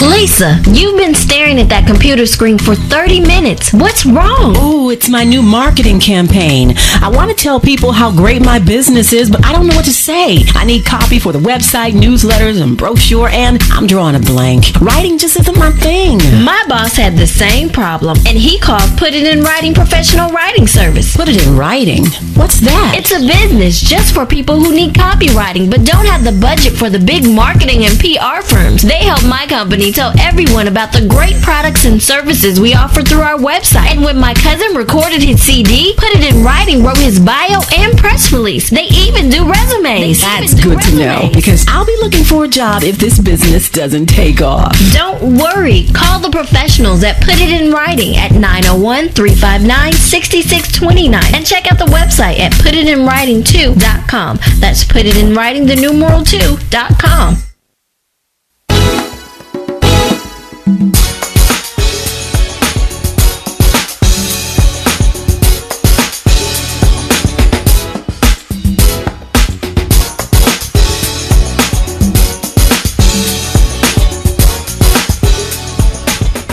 Hi, welcome back to A Queen's Eye View. This evening, we have guests Denna Lee and Tamiko Lowry here in studio with us. And we also have Dawn Michelle, Heidi, and I'm Shay. And I believe Heidi's going to share a little story with us now, just to talk. What's your thoughts on domestic violence, Heidi? Well, unfortunately, I had a situation in college, and it spilled over into me becoming a professional and coming out of grad school, moving to Atlanta. I moved here not because of new opportunities, but I followed him. So I just want to say that in that whole situation, I was college educated, 2 master's degrees. I came from a prominent family, and this kind of stuff wasn't supposed to happen to this girl here. But bottom line is this. You don't even see it coming when it happens. The first time, you kind of do a double take and be like, did he just, what? Right. Oh, wait a minute. Let's back up. So I had a situation where we were driving at the end of our relationship. We were driving over Spaghetti Junction, and he threw my car out of gear. He knew I was going to leave, so he was going to take us both over Spaghetti Junction. So, I'm just telling, this can happen to anybody in any situation. But once I gathered my senses, I just said, Lord, keep us. We got off the interstate. Then when I did pull over, he threw my keys in the grass. He didn't want me to find it. A policeman pulled over when he kind of saw the little discord. And thank God for that policeman, because instead of him being insensitive, he actually was extremely sensitive. He knew the signs. He knew what he was looking at. And it was because of that situation that I was able to walk out of that freely. And I'm here today alive. Still standing. And still standing. So it can happen to anybody, y'all. Anybody. It don't matter. We all have friends who say, oh, girl, if it was me, I would do this, I would do that. And I find that, they found themselves in similar situations, somewhere down the road. So we have to be careful how we say, if it were me, I would do this, I would do that. Because you really don't know what you would do if you were faced in that situation. Right. Absolutely. Dawn, you got any input? Tamiko had a story. You wanted to do an excerpt from.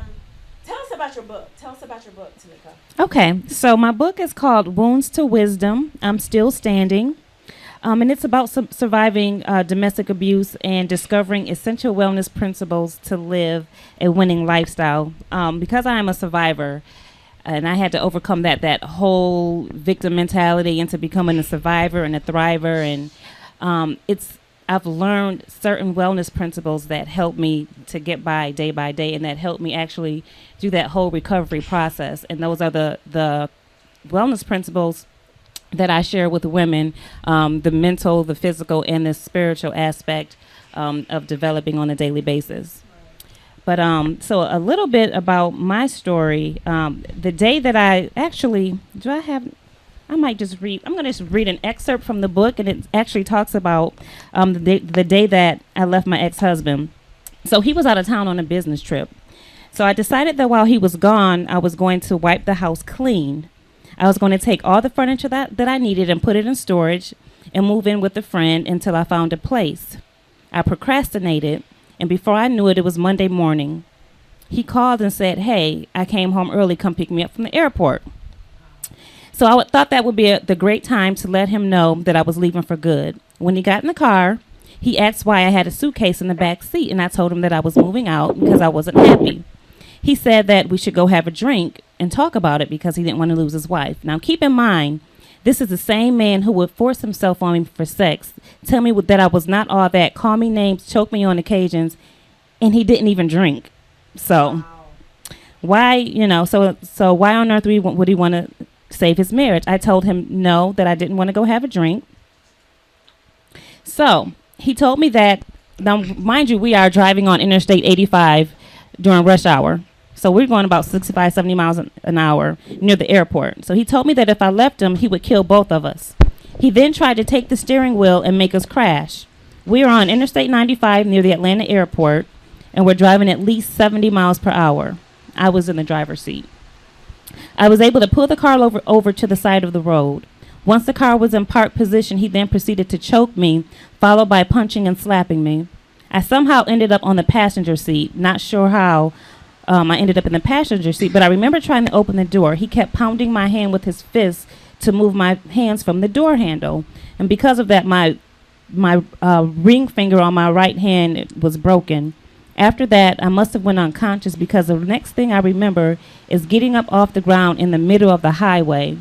There were cars swerving and blowing their horns so that they wouldn't hit me. And at that point, when I stood up, all I was wearing was a bra and my slacks. So I blacked out. I was unconscious. I'm not really sure what even happened. Wow. And so when I stood up, I went to run towards the side of the road, and he said, "Bitch, get your ass in the car so we can go home and talk." And there was another car parked, and there was a man and a lady, and they said, "We saw everything. The police are on the way." And so the police came. Right. They arrested him, and that was the last day that we were together. Wow. Whew. Wow. I have chills. So that was just that day. That's not all the other what happened previous to that, but that's one story. So let me ask you, so do you think that if that had not happened, that it would have ended that day? I was leaving anyways. I was leaving that day. I was tired.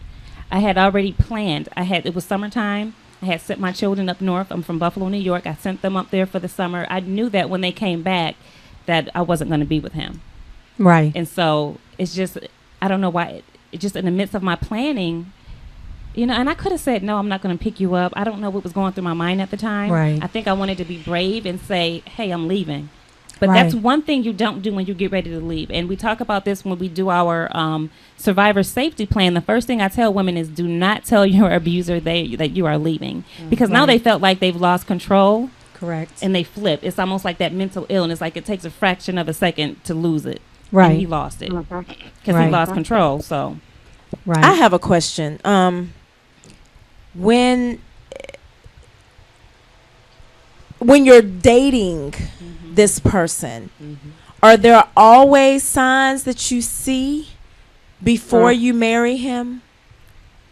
I think there are signs. Dina, what do you think?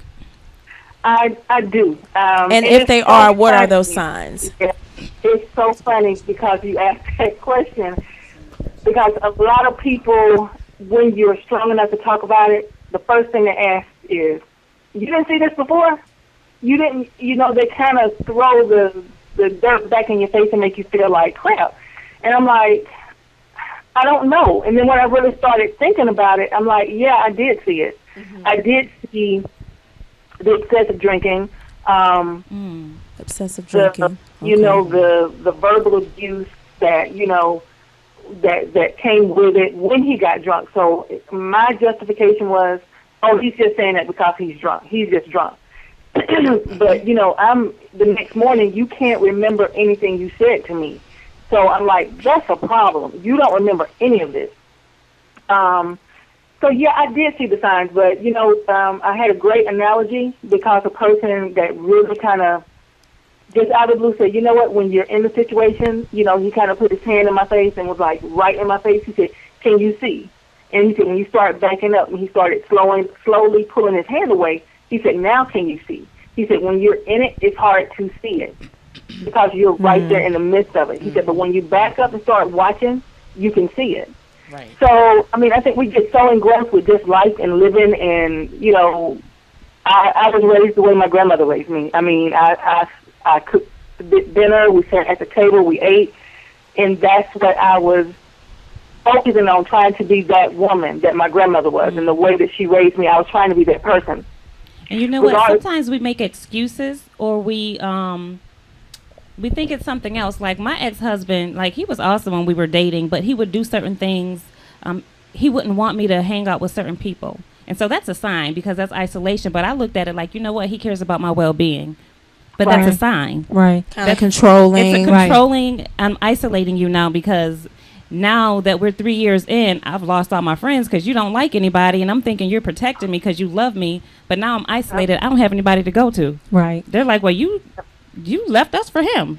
You know, and I found that in my situation where he was, I thought he was just a great debater or somebody who was well-spoke.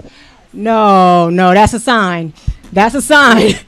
If he knows something about everything and he can argue about anything, I thought, it's because he had his degree in law. It's a queen's eye view, producer. Oh, she shut you down quick, Roy.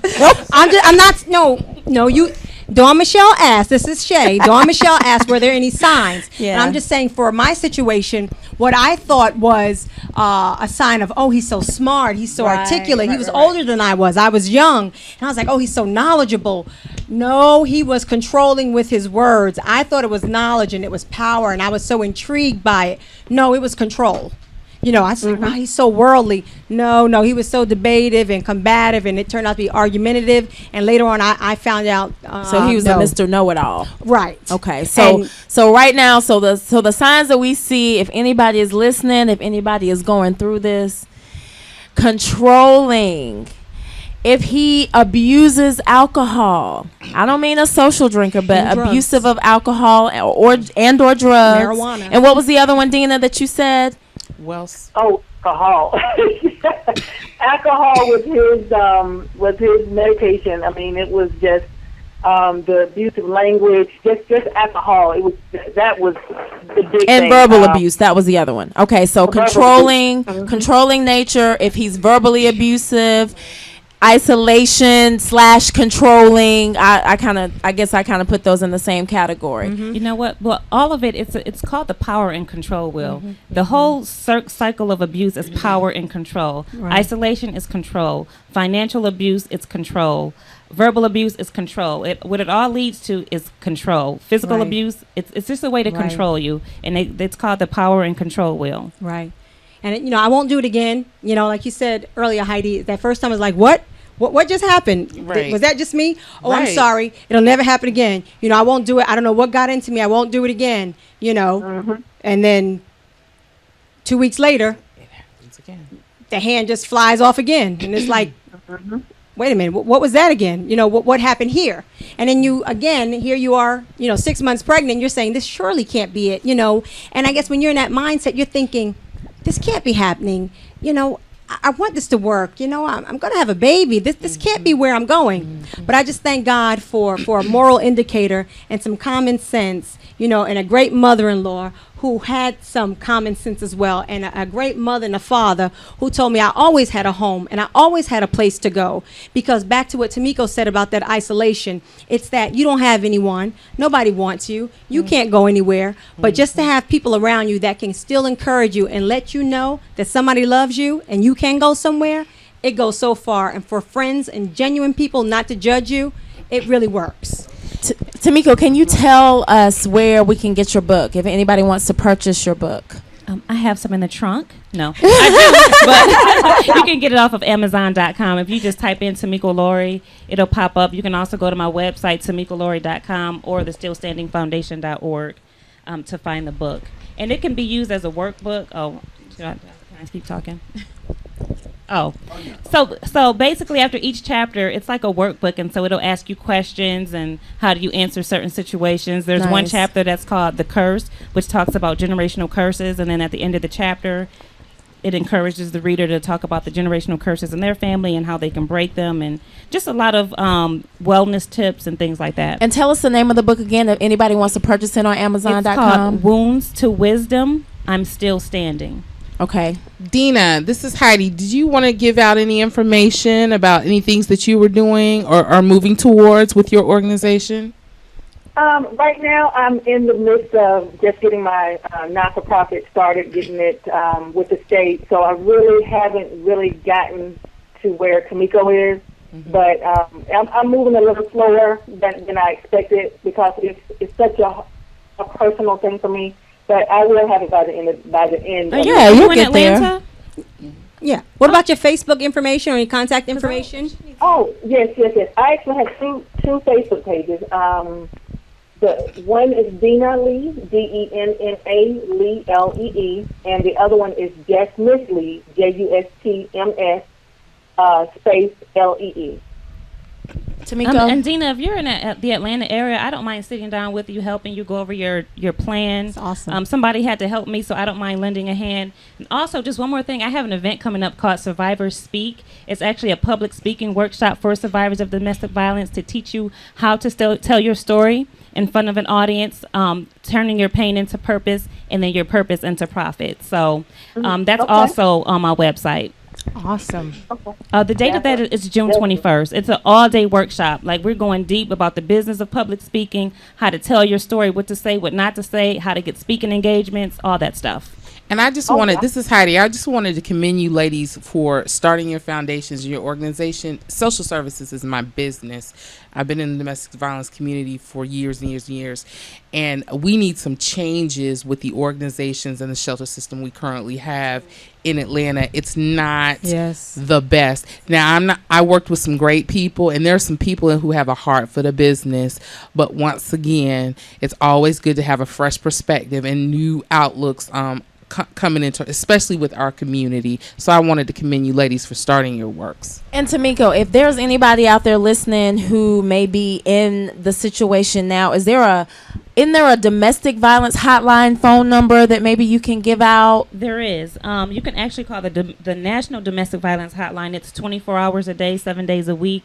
1-800-799-7233. Everything they talk about is confidential. They will give you information on local shelters, even if you just need somebody to talk to. And they also go over the domestic violence safety plan with you. And my organization does that as well, the stillstandingfoundation.org, and that's a free service that we offer. Give that number one more time, because somebody may be listening who's either going through this or knows somebody who's going through it. Absolutely. The National Domestic Violence Hotline is 1-800-799-7233. All right, excellent, ladies. Thank you so much, Denna and Tamiko. Thank you so much. Thanks, Denna. Thank you so much. Thanks, Tamiko. We appreciate it. We're going to a break. Stay tuned. We'll be back with a Queen's Eye View.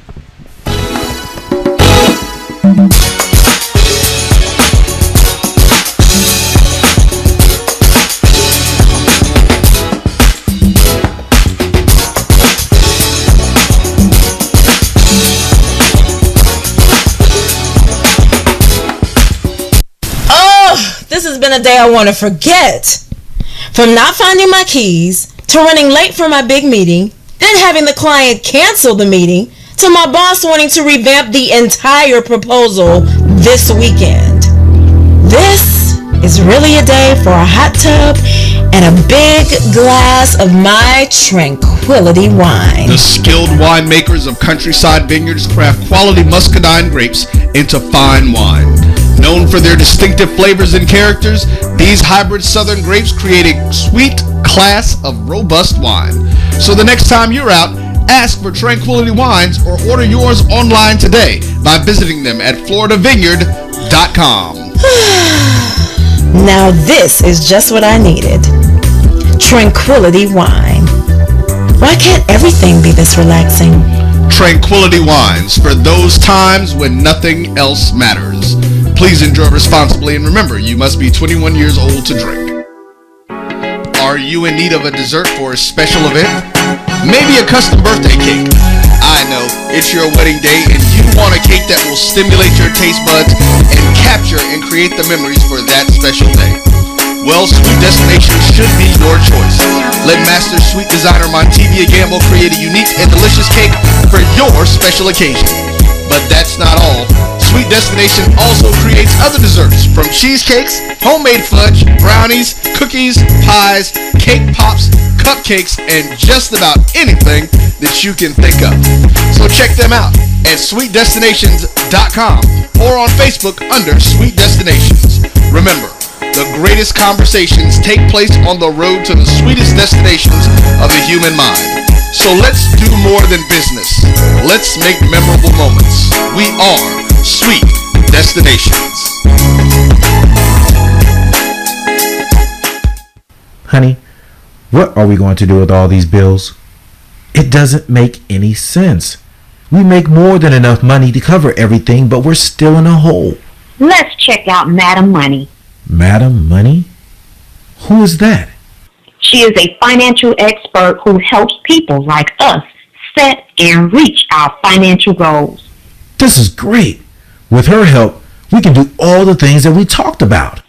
That's right. Now we can take that vacation we've always wanted and not feel stressed. Hi, this is Tara Jackson, also known as Madam Money, and I can help you clear up all of your financial diseases and those pesky financial STDs. See, this is why I love you. Yes, I know. So check out Madam Money online at TaraJackson.com. TARRA Jackson.com. Tap Out Studios of Hollywood is one of Atlanta's newest visual and performing art centers designed for you to perfect your creativity. Our 3,000 square foot event space includes a full bar, VIP section, movie screen, and 2 stages. Take advantage of our Spring Fling package deal for new and existing clients. Save over 40% when you rent our venue for $700 for events with more than 100 people. For booking information, contact Kendra at 404-578-1454. Located less than a half a mile off of I-20 off Fulton Industrial, we are Tap Out Studios of Hollywood, 620 Interchange Drive.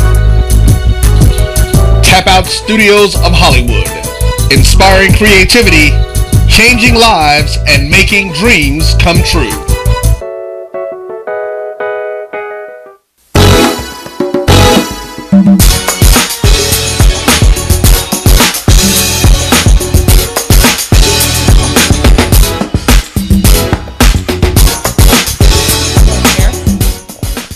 Hi, welcome back to A Queen's Eye View. I'm Shay, alongside me. I'm Heidi. Don Michelle. And we have Tamiko, Lowry. She gonna hang out with us. She gonna hang out with us to the end of the show, maybe. She said she was hungry though. Yeah, I put you on blast. I did. Right. We have a special segment coming up with Miss Reality Rita's coming in the building. Yes. That's me, Don Michelle. I have named my segment Reality Rita.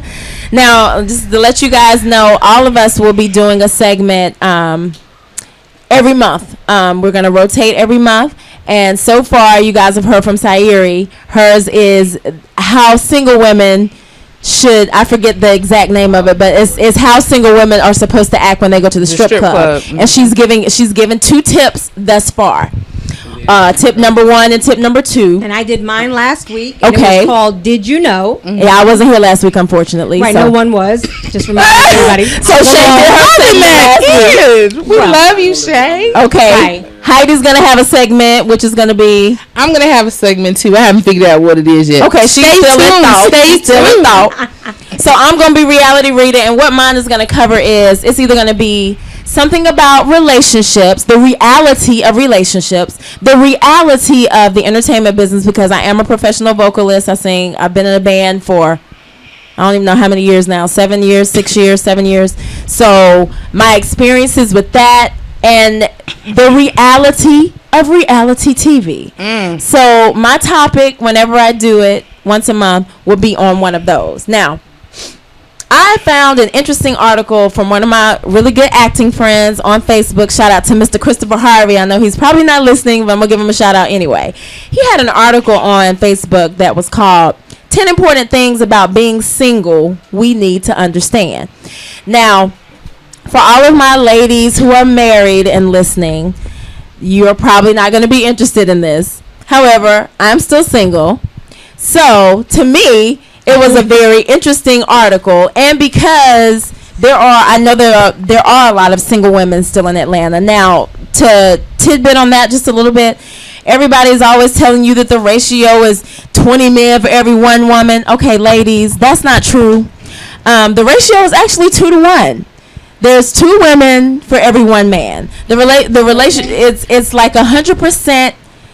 95.4%, 100% women for 95.4% men. So the ratio between the number of men and women in Atlanta is not as big as we have been thought to believe, even me. So when I saw this article, I read the article immediately, and I'm not going to share all 10 tips. I think I'm going to break this down into 2. Okay. This will be the set. I'm going to do the 5 this week. Okay. I'm going to do 5 the next time. So, what we're gonna do is I'm just gonna read the tip, and after I read the tip, if any one of you ladies wants to say anything about the tip, you can. If anybody wants to call in about what we're talking about, the number is 678-701-3738. You can call 678-701-3738. So we're going to go ahead with point number 1. Okay.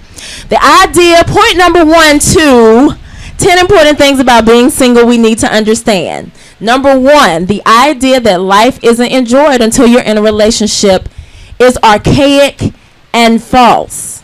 If you feel like you're being held back somehow by not being in a relationship, chances are good it's because you're holding yourself back because you think you don't measure up somewhere. Just because you don't have someone to whisper sweet nothings in your ear does not mean you don't have love in your life. Say that, Rita. Say it again, Rita. All right, Rita. Anybody have anything to say about point number 1? We believe you. Yep. We agree. False. Okay. Point number 2. There is power in being single. It is different power from the symbiotic power of a partner in crime. No better, no worse. Saying that your single status is freedom is not to say that a relationship is a shackle, but rather an acknowledgement that you can use this time and this freedom to do what you want to do and go where you want to go. Okay? So, that was point number 2. Point number 3. It's not a matter of you being unworthy. And I have dealt with this one so bad. Every time I've ever broken up with a guy, or he didn't call me and we had a great date, we went out on a great date and then he didn't call me, I'm like, well, what's wrong with me? That's always my first question. What's wrong with me, Dawn? What's wrong with you? It's got to be something wrong with you. What's wrong with you? What's wrong with you? It's not a matter of you being unworthy. Wailing what is wrong with me is a time-honored brunch tradition, but that it usually is the wrong question to ask. A relationship is a two-way street, and if someone doesn't like you or isn't in a space to date, chances are good that it honestly has a little to do with you and more to do with where they are in their life too. Double all of your baggage, all of your demons and hang-ups and fears and vulnerabilities, and you'll have theirs too. Take that into consideration. They don't have to reveal their fears when they say they don't want to date right now. But you should at least try to understand that there are some monsters lurking in closets and you'll never learn, and they're under no obligation to show you. So, that was point number 3. Anybody got anything to say so far, ladies? Anybody? We're in agreement. We're in agreement. We agree. Okay. Even the married ladies. Okay, yes, this article. And I'm going to tell y'all where y'all can find this article after I finish point number 5, and then we're going to go on next time to 6 through 10. Okay, point number 4. You're not actually going to be happier when you're in a relationship. Really? Yes, a relationship can be a blissful thing, full of love and laughter and common growth, but remember all that baggage that's holding each of you back? Well, it'll show itself frequently. And if you're in a relationship for the sake of being in a relationship, you'll only wind up provoking each other. Sometimes a relationship can be a deflection and a distraction from the real work you need to do. After all, if you're in a relationship, how bad off can you be? And that was a rhetorical question. Okay. I love it. Now, right, Rita. Point number 5 for this week. This is the final point. And if anybody wants to call in about the points that they've heard thus far, 678-701-3738. We would love to hear from you. We would love to hear from some men that may have some comments about about the points made. I'm going to go ahead and do point number 5. Point number 5 is being jealous of your friends' relationships will get you nowhere. Nor will talking badly about them or calling them codependent or avoiding them because they only ever do things as a couple. Putting other people down just to elevate yourself in comparison doesn't actually raise you up. It just brings them back down to your level, and everyone's miserable that way. Your friends may change and might see less. Your friends may change when they're in a relationship, and you might see less of them when they're in a relationship. But that is their choice and their relationship. You don't need to interject and tell them what they should or shouldn't do. I'm actually experiencing that now. I have a little crew. We the three, Tina, Tony, and Tara. I don't know. We the three little musketeers. We do everything pretty much together. And one of our friends now is in a relationship. So we're seeing less of her. But that's fine. We're okay with her. We're still there to support her. When she needs to vent and talk about what he did that pissed her off, we're there to listen. When she caked up, and y'all know what caked up mean, I'll smooch, moo, moo, moo, moo, and she don't want to go out with us, we're cool with that too. Like, we're fine with that. You know, we're still her friend. We still love her. We're seeing her less because she's in a relationship, but that's okay. And actually, both of my other friends are in relationships, and I'm not. But it's okay.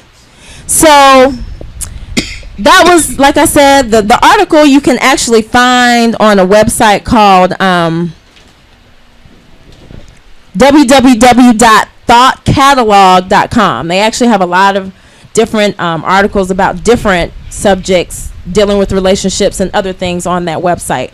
But I'm going to give you guys points 6 through 10 the next time y'all hear from Reality Rita. 10 important things you need to know about 10 important things about being single we need to understand. I gave y'all 1 through 5, and we'll do 6 through 10 the next time. So any of the ladies got anything to say? I mean, I know all of my ladies already. I know Heidi is married. I'm in a relationship. Okay, Shay is in a relationship. Tamiko, I'm in a relationship. Is in a relationship as well. Well, God, it really is something wrong with me. No, okay. Oh, no, it's not. We're not gonna do that. It's not. We're not gonna go there. So yeah, that was it for this week. I just wanted to make a point, Dawn. This is Heidi, about something you said that I think is just beautiful, because I heard my pastor say this, and I know you guys have probably heard this because we've all been sitting up in church. But when you are single, God has more of your attention and time. And you can be on the path and focus on the things that you're supposed to be doing, so that when it is time for you to meet that significant someone, they're going to come to you. You're not looking for them. So it's a beautiful thing to be single. There's nothing wrong with being single. You're actually glorified in his light more. Because when you decide to couple up, get married, or whatever you need to do, then, you have to start looking at God through that person that you're seeing. And that's the truth. So bottom line is, it's all good to be single. Ain't nothing wrong with you, Dom. Nothing at all. Nothing at all. All right, ladies. We had a king's eye view somewhere. I hear something about being single sucks. Roy. I look at it, it's a time of preparation. It's a time of preparation. You're getting yourself in order. You're working on yourself, loving yourself, because whatever you put out there, that's what you're going to attract. And Absolutely. So if you're not loving yourself, and if you're not searching for your purpose in life, then you're going to attract somebody that's not purposeful, and then it's all jacked up. So Absolutely. I agree. Just to tag it on that, I remember my pastor said something similar as well. She said, well, don't go looking for anybody. She said, I tell you what, while you're waiting for your Boaz to come, go to the gym, work out, take a little time, get yourself in shape, Absolutely. And I was like, that's a good idea. So do some things that you enjoy doing and get yourself ready for that Boaz. Might meet Boaz at the gym. Absolutely. Right. Absolutely. See, Or at the market, yeah, pick up a piece of salmon and some asparagus. That whole said, you might paycheck. Tamiko said you might meet your Boaz at the gym. And see, some guys, I hate to say this, they look at the gym as a meat market. And I'm sorry, but when I'm working out, I'm in my zone, like for real in my zone. Well, he might be that portly man next to you that might need some help to work out. I'm just saying. We gotta look past that. Right. He need a spotter. I don't know how good of a spotter I can be. Spotter or a burger one, but I'm just saying you might look past that and help him out. Well, I appreciate when a guy can be civil and friendly in the gym, because I've been, talked to in the gym before. You're beautiful, I'm sure. But when you can tell the difference in the guys who look at it as it being a meat market and those who really are just genuinely, sincerely, maybe giving you some tips or something like that. Right. And sometimes I've had guys, like I was doing something, they say, you know what, can I, Miss Lady, or excuse me, ma'am, can I tell you? and something that could help me out with my form or whatever. Right. Because like I said, when I'm in the gym, I'm really in my zone. Right, For right, real, you know. right. And I'm thinking about other things. I'm releasing stress. I'm Right. doing whatever. So I've appreciated those. Or if he made me laugh or whatever, you know, something like that. But some Right. guys look at it as the meat market. Guys who do that, please stop doing that. It's not a meat market, okay? And if you only have your gym membership to find women to date, I suggest that you do something different. I'm just saying.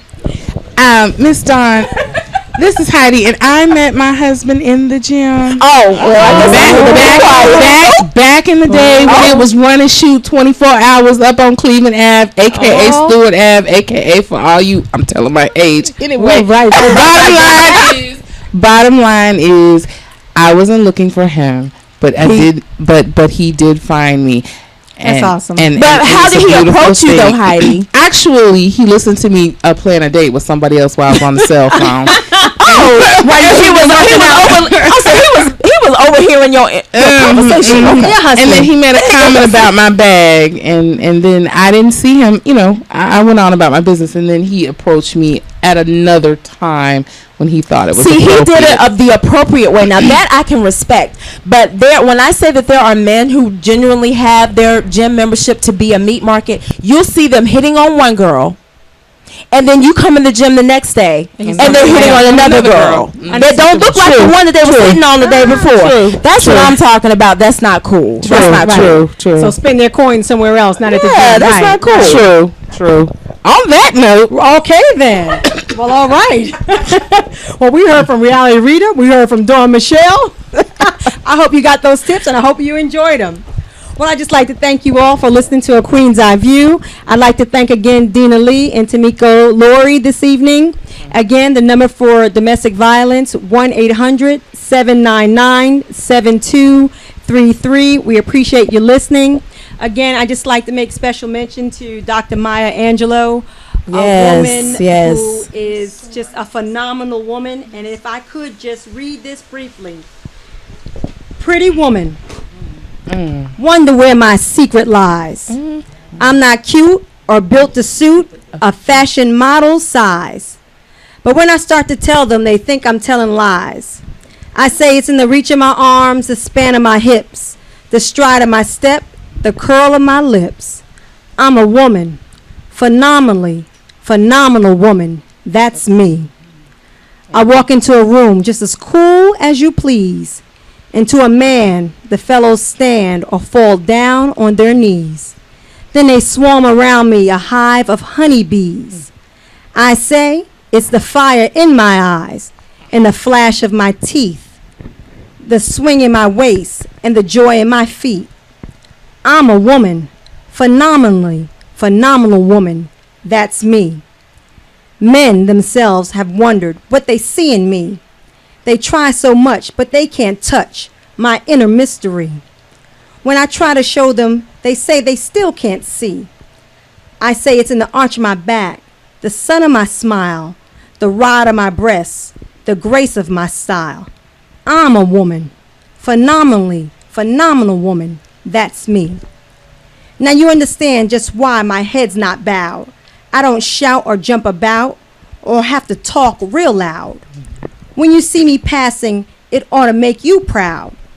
I say, it's in the click of my heels, the bend of my hair, the palm of my hand, the need of my care. 'Cause I'm a woman, phenomenal woman. That's me.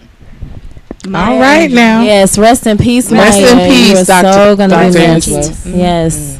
And again, I just like to say to all the women out there, you know, if you're going through something, if you're going through a situation, don't worry about someone judging you or, you know, to just reach out to get help, because we all have been in some type of situation, and you don't have to worry about it. You know, just trust God and let go of that situation, because it's aging you, it's taking years off your life, and you're losing so many things, you know. So as the women tonight on the panel said, you know, get some help. Reach out. Tamiko gave her information. You know, we'll post it up also on our page. And we just like to thank you for listening tonight to A Queen's Eye View. We'll be back next Thursday evening again at 7:30. We'd like to thank you again. Have a good weekend.